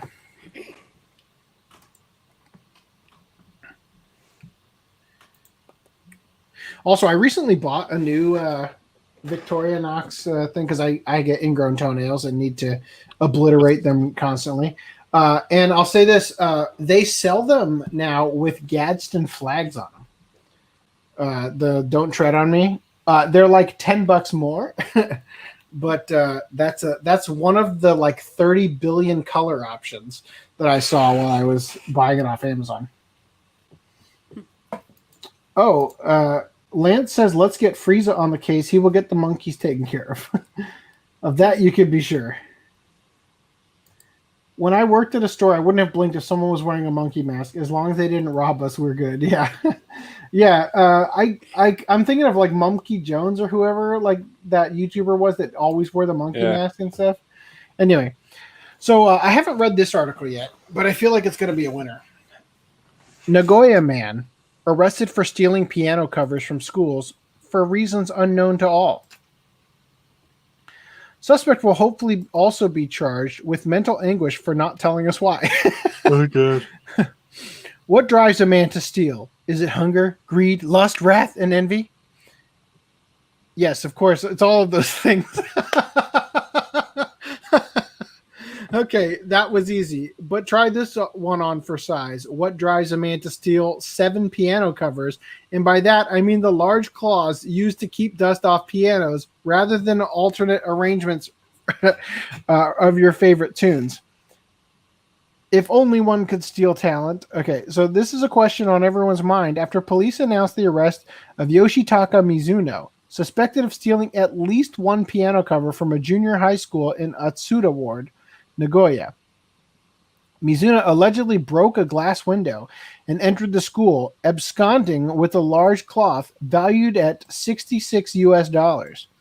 This break-in happened back in August of 2015 and is one of 4 reported thefts of piano covers at the school since 2014. See, bro, you gotta get in and get out. They'll never find you. This happened in 2015.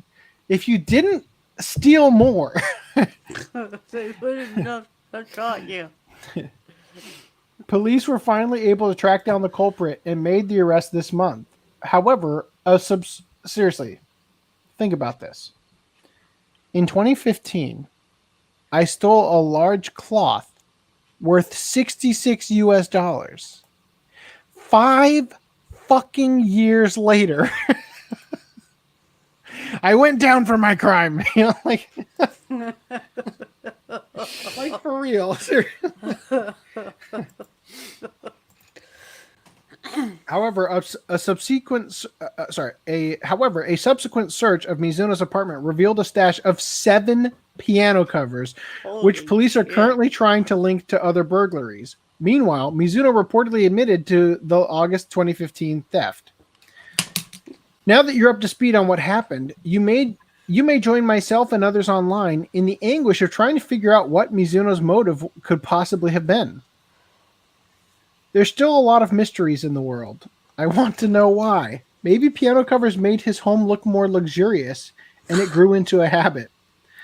This is a level of perversion even I can't understand. Shit. There are all kinds of people in this world. I haven't seen a perv of this caliber in quite some time. Why piano covers? Why is the media not telling us this? They do things differently in Nagoya. People need to know. I do remember my school's piano cover being quite soft to the touch, but still. Maybe he's a really passionate collector. I guess they kind of look like shirts, do they? Skirts. Okay, I gotcha. Skirts. Like girl skirts. Piano covers cost 7,000 yen? Hey, I like feeling piano covers too, but go out and buy one like a normal weirdo. Does he get off on the smell of them? So it's understandable that many people would jump to the pervert conclusion. We've covered countless bizarre thefts, from boots covered in chicken guts to whistles to tennis rackets. Well, I mean, I'm just going to have to open that one. We don't have to cover it tonight because I'm pretty tired, but I'm pretty sure we covered the whistles. I don't know about I think we did cover the tennis rackets. And they always seem to boil down to a person enjoying someone's particular scent a bit too much. But a piano cover tends to have minimal contact with people and probably wouldn't be much different from smelling a brand new one. Wouldn't be much different smelling from a brand new one. A nicely worn-in bass guitar, on the other hand, can bring the funk in multiple ways. If it's just a matter of the feel, then there has to be a fabric with similar texture available somewhere else that doesn't involve breaking the law. The next logical possibility would be that he needed it for his piano, because as many comments pointed out, they can be rather steeply priced. However, he was found to have 7 of them, and while reports don't mention whether Mizuno was a piano owner, it's extremely unlikely he has 7 in his home. Then there's the possibility he just gets off on stealing. But then why is it always piano covers? My brain hurts. Hopefully more about Mizuno's musical motive will be revealed in the future, but until then, we'll all just have to suffer. Maybe it was actually because he wanted the pianos to not be protected, so they get dust on them. His cousin Vinny runs a piano shop. A piano dusting company? Yeah, piano dusting company. And he's trying to help him out. Yeah, exactly. Logically. I mean, at least he's famous. What are you in for? Wearing a monkey mask, you? Stealing piano covers. He did it to protect the pianos. Robin Hood for the poor ivory keys. All right. Yeah, I think there was a moment where I'm like, oh shit, is the internet okay? But I think we're good. Okay, so I'm gonna jump to the last 2 articles here, but the last one, I think this one I'm gonna skip and read it later, just because, dear God, Tokyo man arrested for stealing work boots from a poultry factory because they turned him on. All right, I think we're gonna save that one. Son of Brazil's president tweets out lolly image for political propaganda. Eduardo Bolsonaro, the son of famous Japan-loving president of Brazil, Jair Bolsonaro, I don't remember how you pronounce his name, has made use of a perverse image as part of a political talking point.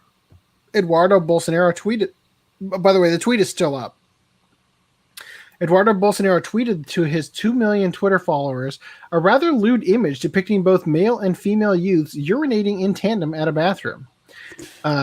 It's okay, though. You can't see anything, YouTube. It's fine.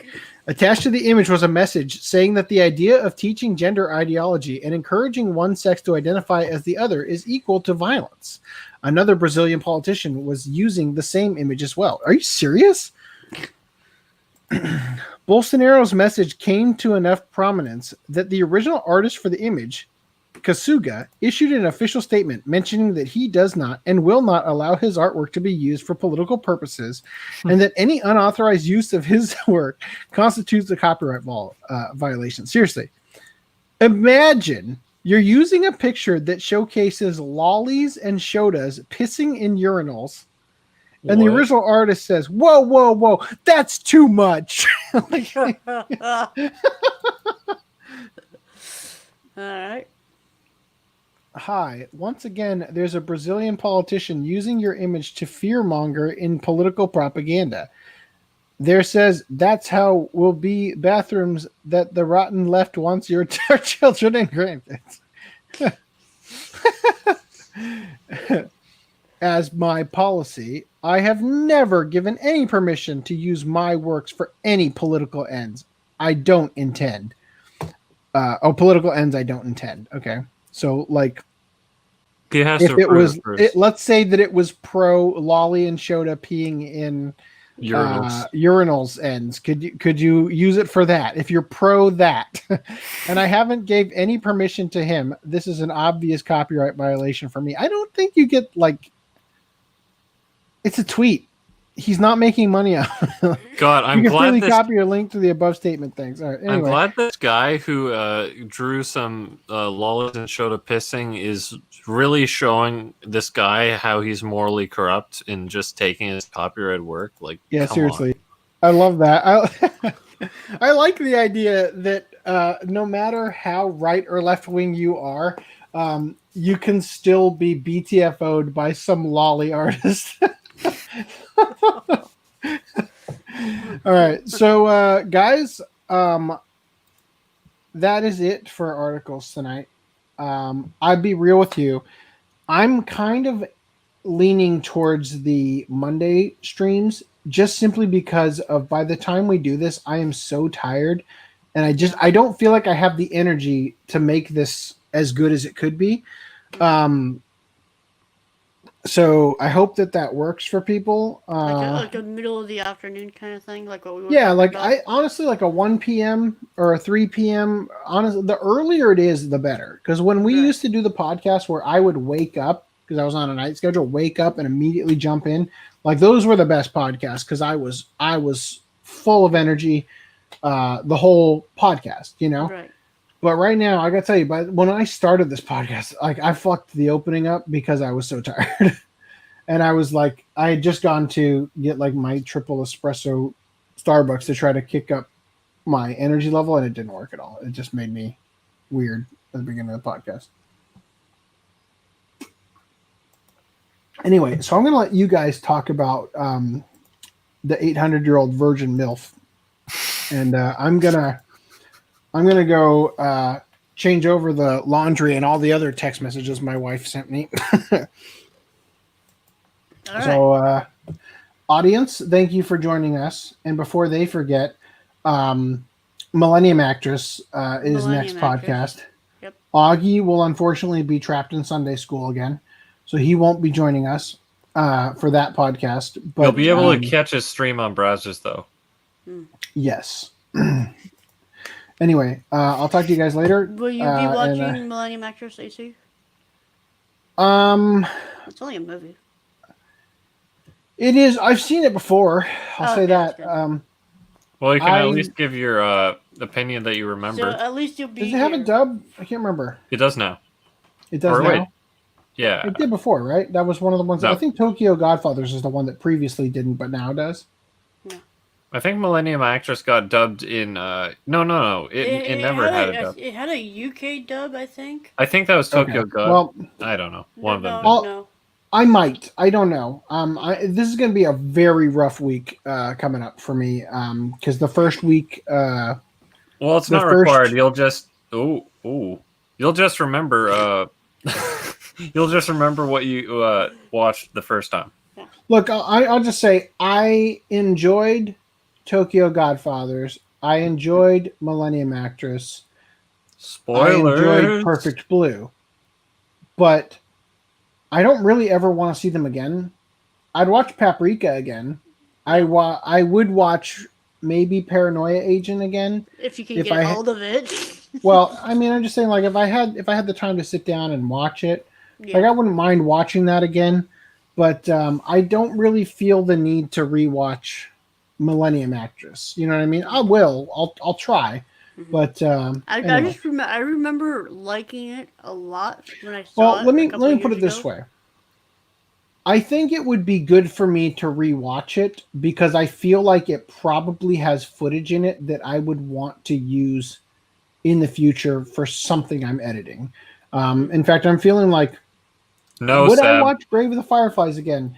No. I haven't even seen it, and I don't want to. I think I've seen it a grand total of one time, and that was more than I needed.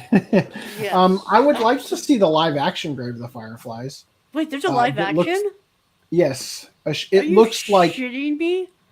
No, I'm not. And it like the character design from the anime stepped into live action, and it almost looks like a shot-for-shot remake. Fuck that. Yeah. Like even have more human attachment to it. Fuck Right? that. Who the fuck would want to watch that? God.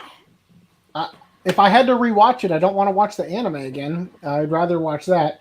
In fact, not Gen Fukunaga. Bigfoot Gen? No. Isao Takahata. Did he do Cat Returns, No. Whisper of the Heart, or My Neighbors the Yamadas? My Neighbors the Yamadas. Right, that's the only one he did, right? Of those? That's the only Ghibli film by him that I actually want to see again. What that I actually ever want to sit down and watch again. What's that one? Kaguya? Like, The Tale of Princess Kaguya? Yeah. I almost wish I didn't watch that the first time it was born. Like, you know?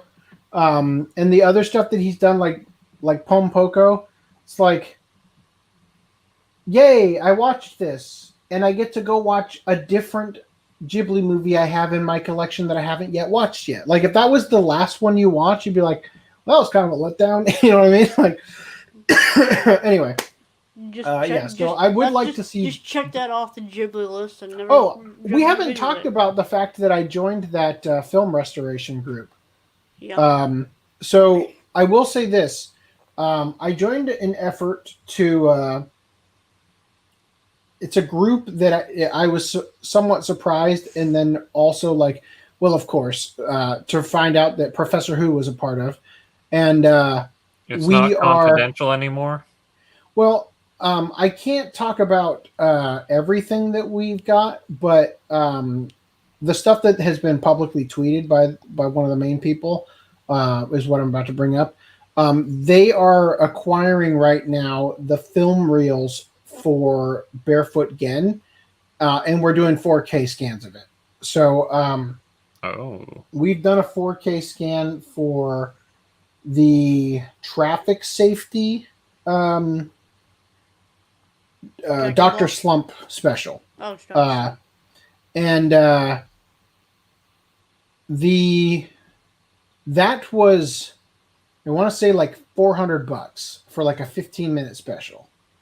So if you wonder why companies don't bother to scan the film and get like a new high quality scan, $400 for like 15 minutes. Yeah. Right. Now is that like a flat rate, and it just happens that because you had 15 minutes? No. It's it goes up exponentially from there. They're trying to do I won't say what yet because I don't think they've disclosed this outside of the group, but they're trying to do a shonen anime from the 80s that is at least 150 episodes long, and they've got one episode down, and it's like. Is it 4K? Yeah, well, they're scanning them all in 4K just so that I'm glad to hear that. Yeah, but the thing is that's like $800 for one episode. Now multiply that by 150, right? Well, I was thinking, Legend of the Galactic Heroes. The reason they haven't done that is obviously because it will add up. But I mean, if this group is going to do that, why couldn't Sentai do Legend of the Galactic Heroes? Well, okay, but I'm just saying, like, the group is a bunch of people, myself included, who are contributing a portion of the cost, right? So I put forth like $12.50 for the ones that I've been granted access to from the Google Drive, and I haven't checked out any of them yet because I haven't had time because I got that other job. But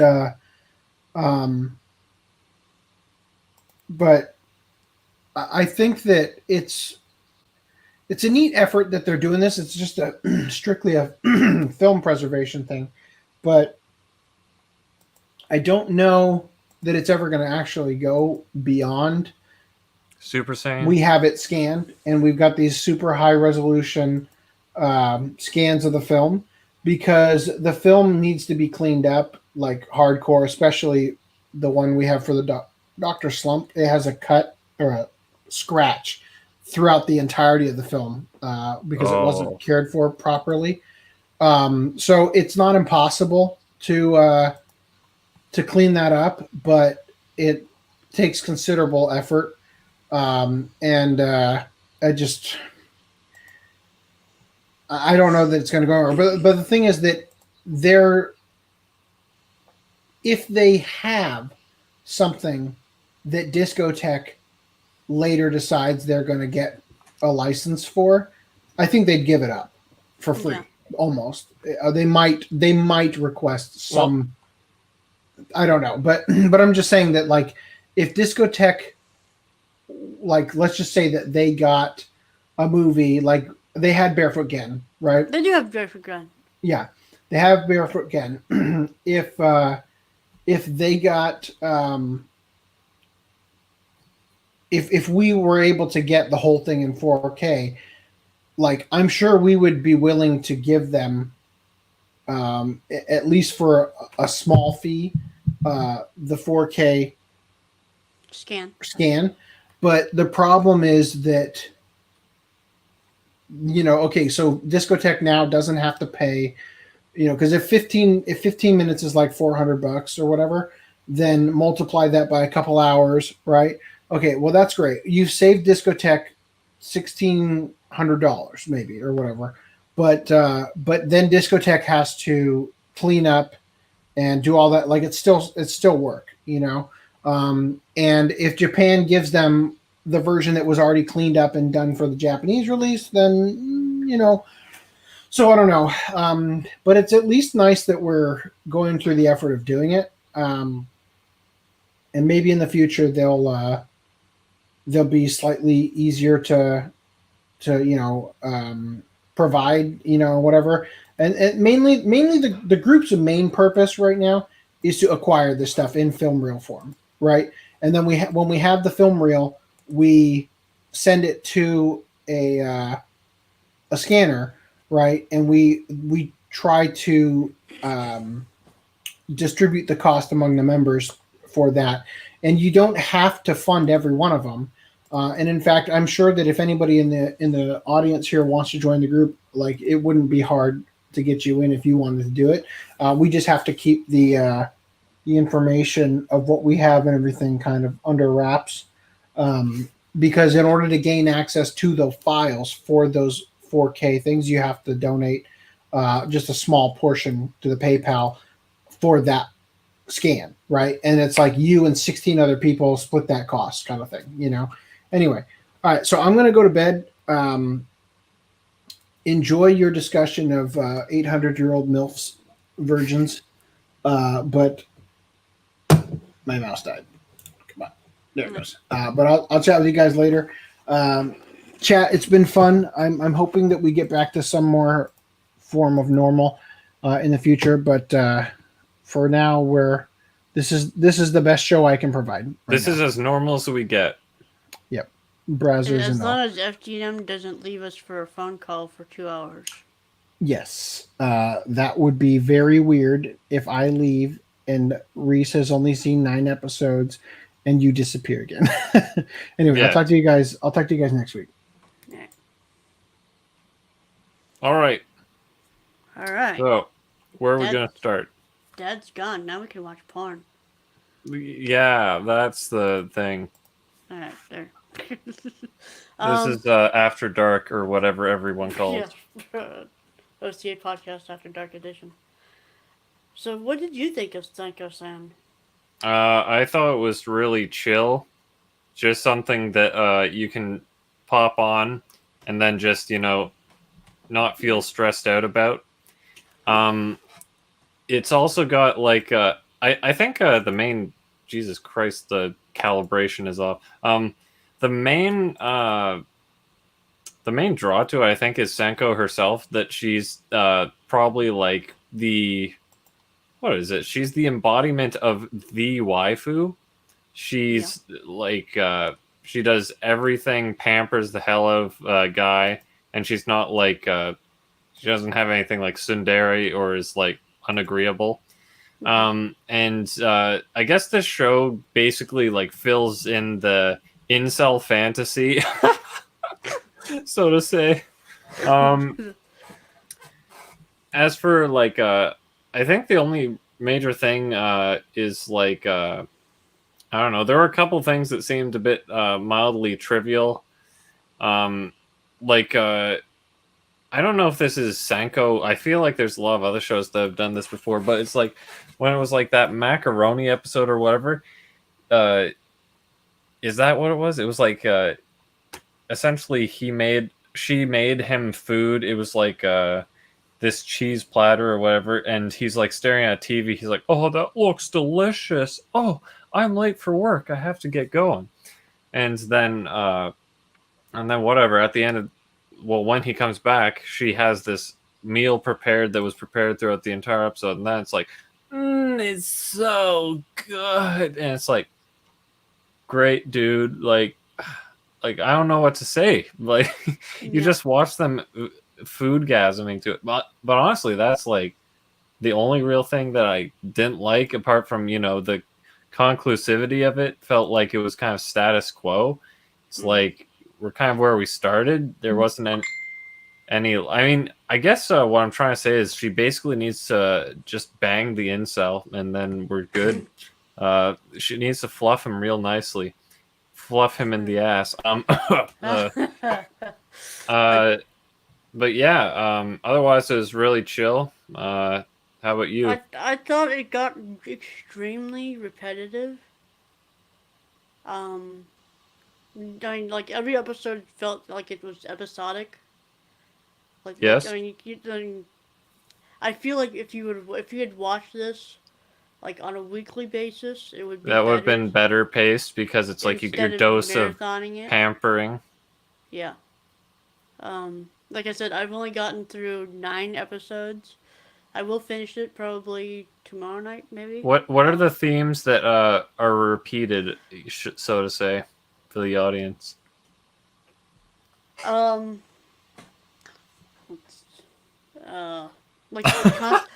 the fluffing, the To be fair, I thought that was a bit obnoxious, I guess you could say. The thing is, I watched this in 2 chunks, so the first like 8 episodes aren't as fresh in my memory. So I guess I'm relying on what you watched for that. like the crap. The neighbor, the neighbor constantly thinking, oh, they're just in cosplay. Oh, they're just in cosplay. Oh, they're so cute. Oh, they're just in cosplay, but they move their ears and tails. Oh, they're just in, like the constant. Did they push it that hard in the last like 4 episodes? I think that was only brought up once. Not that that's not yeah. Still being like brought up. The beach episode with when she shows all the foxfire. I was like, oh, what kind of fireworks are those? Oh, they're foxfire. Oh, that's a cool name. I was like, there's no fucking fireworks that does that. I mean, maybe the point is that it's so obviously magic, but her lack of observation is what's funny. Actually, you know what? I forgot about the neighbor because I felt like they didn't utilize her as much as they should have. They just kind of tacked her on just to be there. I feel like what they should have done is maybe incorporate her more. Maybe that could have been the alternate solution. So to spoil what the ending was for you, it was more like she goes up. You know how she goes to like her other world or whatever and reports to the big MILF or whatever her name is. Yeah. Essentially, the year passes, and I don't know. I guess her contract was for a year. I'm just making this up. I don't think there was an actual contract, but it felt like the year was up, so she was reporting back, and it's like, you see that the darkness is still within him. No matter how much you fluff him or whatever, you let him fluff you. He still has the blackness. Oh my, the darkness within. And she's like, so what are you gonna do? It would be pointless to send you back. And then what is it? And then she's like, I guess I will just stay with him forever then, or whatever. But not in like a romantic sense, just in a I'm dedicated to my master sense. Yeah. And you know what? So now that I'm thinking about it, remembering the neighbor girl, what they probably should have done is like tried to like ship him with neighbor girl, because I honestly don't know what the point of neighbor girl was then. Yeah. So then they could both have mutual and then have happiness. that, like have them get together and have her feel. So then Senko doesn't have to be by his side through eternity. She can just like maybe visit every once in a while. Yeah, the thing is, Senko, the dilemma she had when she was talking to Big MILF is that his ancestor, like long ago, she was like his servant and stuff, I guess, for forever or whatever. And the thing is, he died, and then she's all like, and the Big MILF was like, you'll have to feel the sadness or whatever again. You'll have to feel the big sad now. You'll have to feel the big sadness if you stay with him forever or whatever. Yeah. And she's like, oh, I'll do it anyway. So if he was with what's her face, neighbor girl, that would kind of, that would solve the issue. It wouldn't be like, oh, she's gonna live on without him forever, blah blah blah blah, type deal, What did you think of the Super Senko time? I thought that was adorable. I thought it was like too.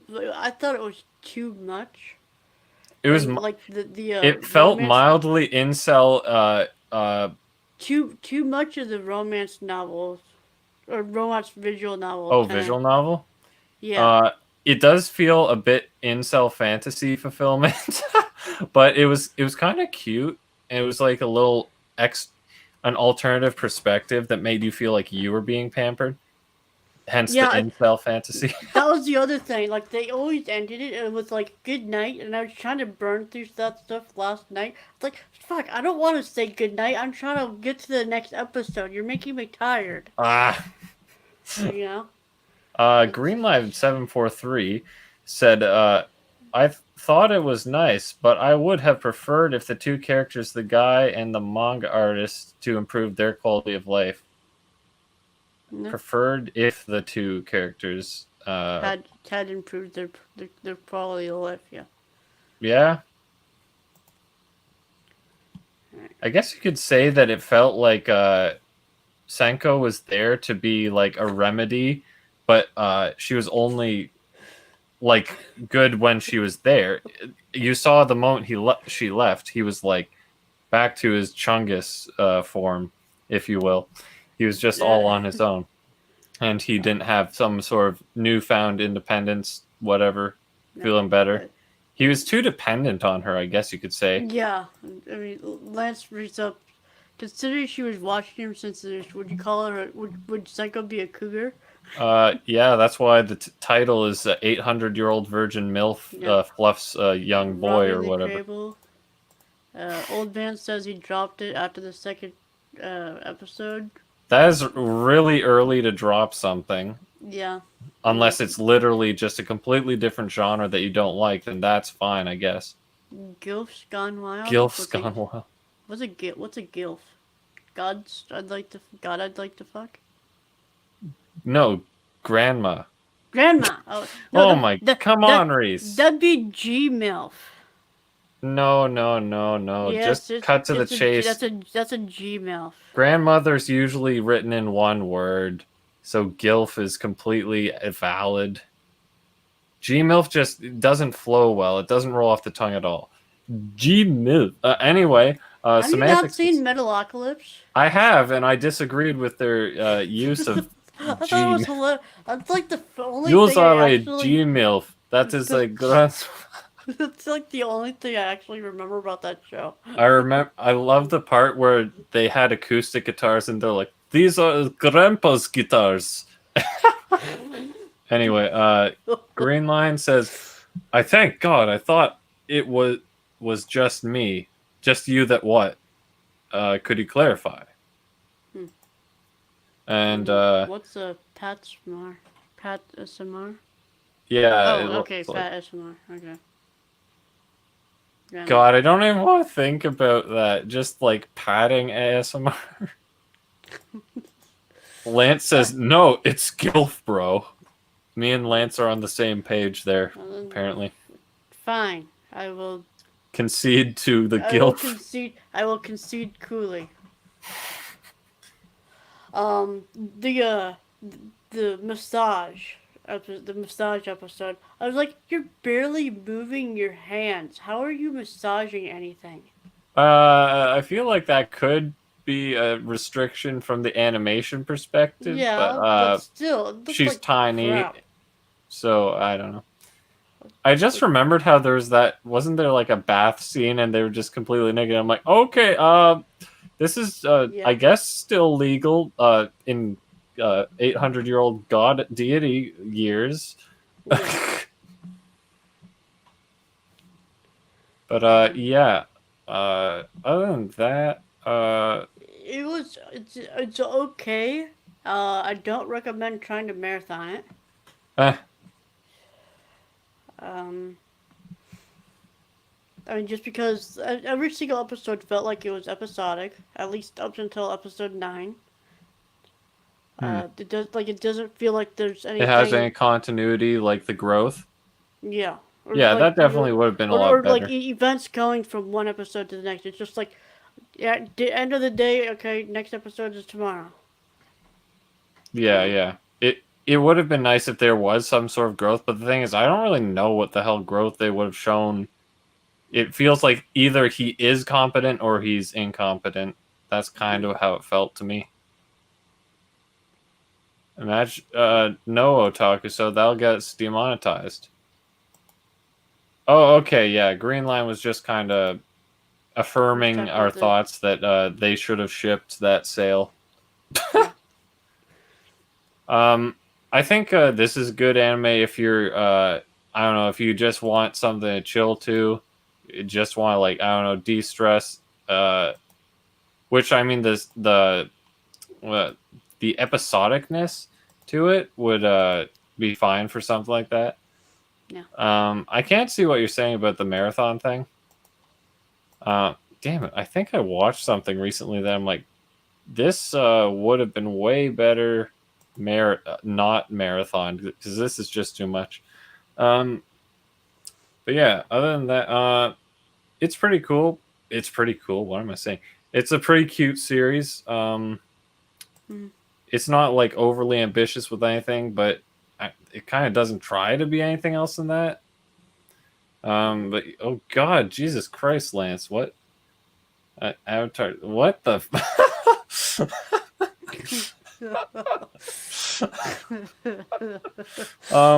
I think you're gonna need to move your avatar up so we can see its pants. All right, you guys asked for it. Don't say I didn't warn you. Just making no. Pull. Yeah, okay. There's my pants, everyone. This is no pants podcast. God damn it. Exactly. I was thinking that maybe that one would actually have like a lower body like the 3D ones, but I guess not. No. That sucks. All right. Anyway, I think we're pretty much done here. It at least matches almost exactly your picture in the chest in the corner, because you don't have arms in that one either. Oh my god, you're right. That's perfect. It's for continuity's sake. All right. Uh-oh. All right. We can wrap. Jesus, get out of here. Wrap it up. That's about it. Next podcast we'll be watching Millennium Actress. We might be on Monday instead of Sunday. So that would be Monday the 9th. Podcast after that, tentatively, we were planning to watch The Promised Neverland. So, forewarning for that. Yes. Yeah, we gotta start thinking about what to do after that if we do that. Okay. That's true. That'll be for discussion later. All right. Alright, thank you for joining us, everyone. I have to end off this video in the proper way. As, like any... What the fuck are you doing? I'm hiding. Oh, okay. Alright, well, I'm gonna end it off like any good proper video on the internet. So, have a good one.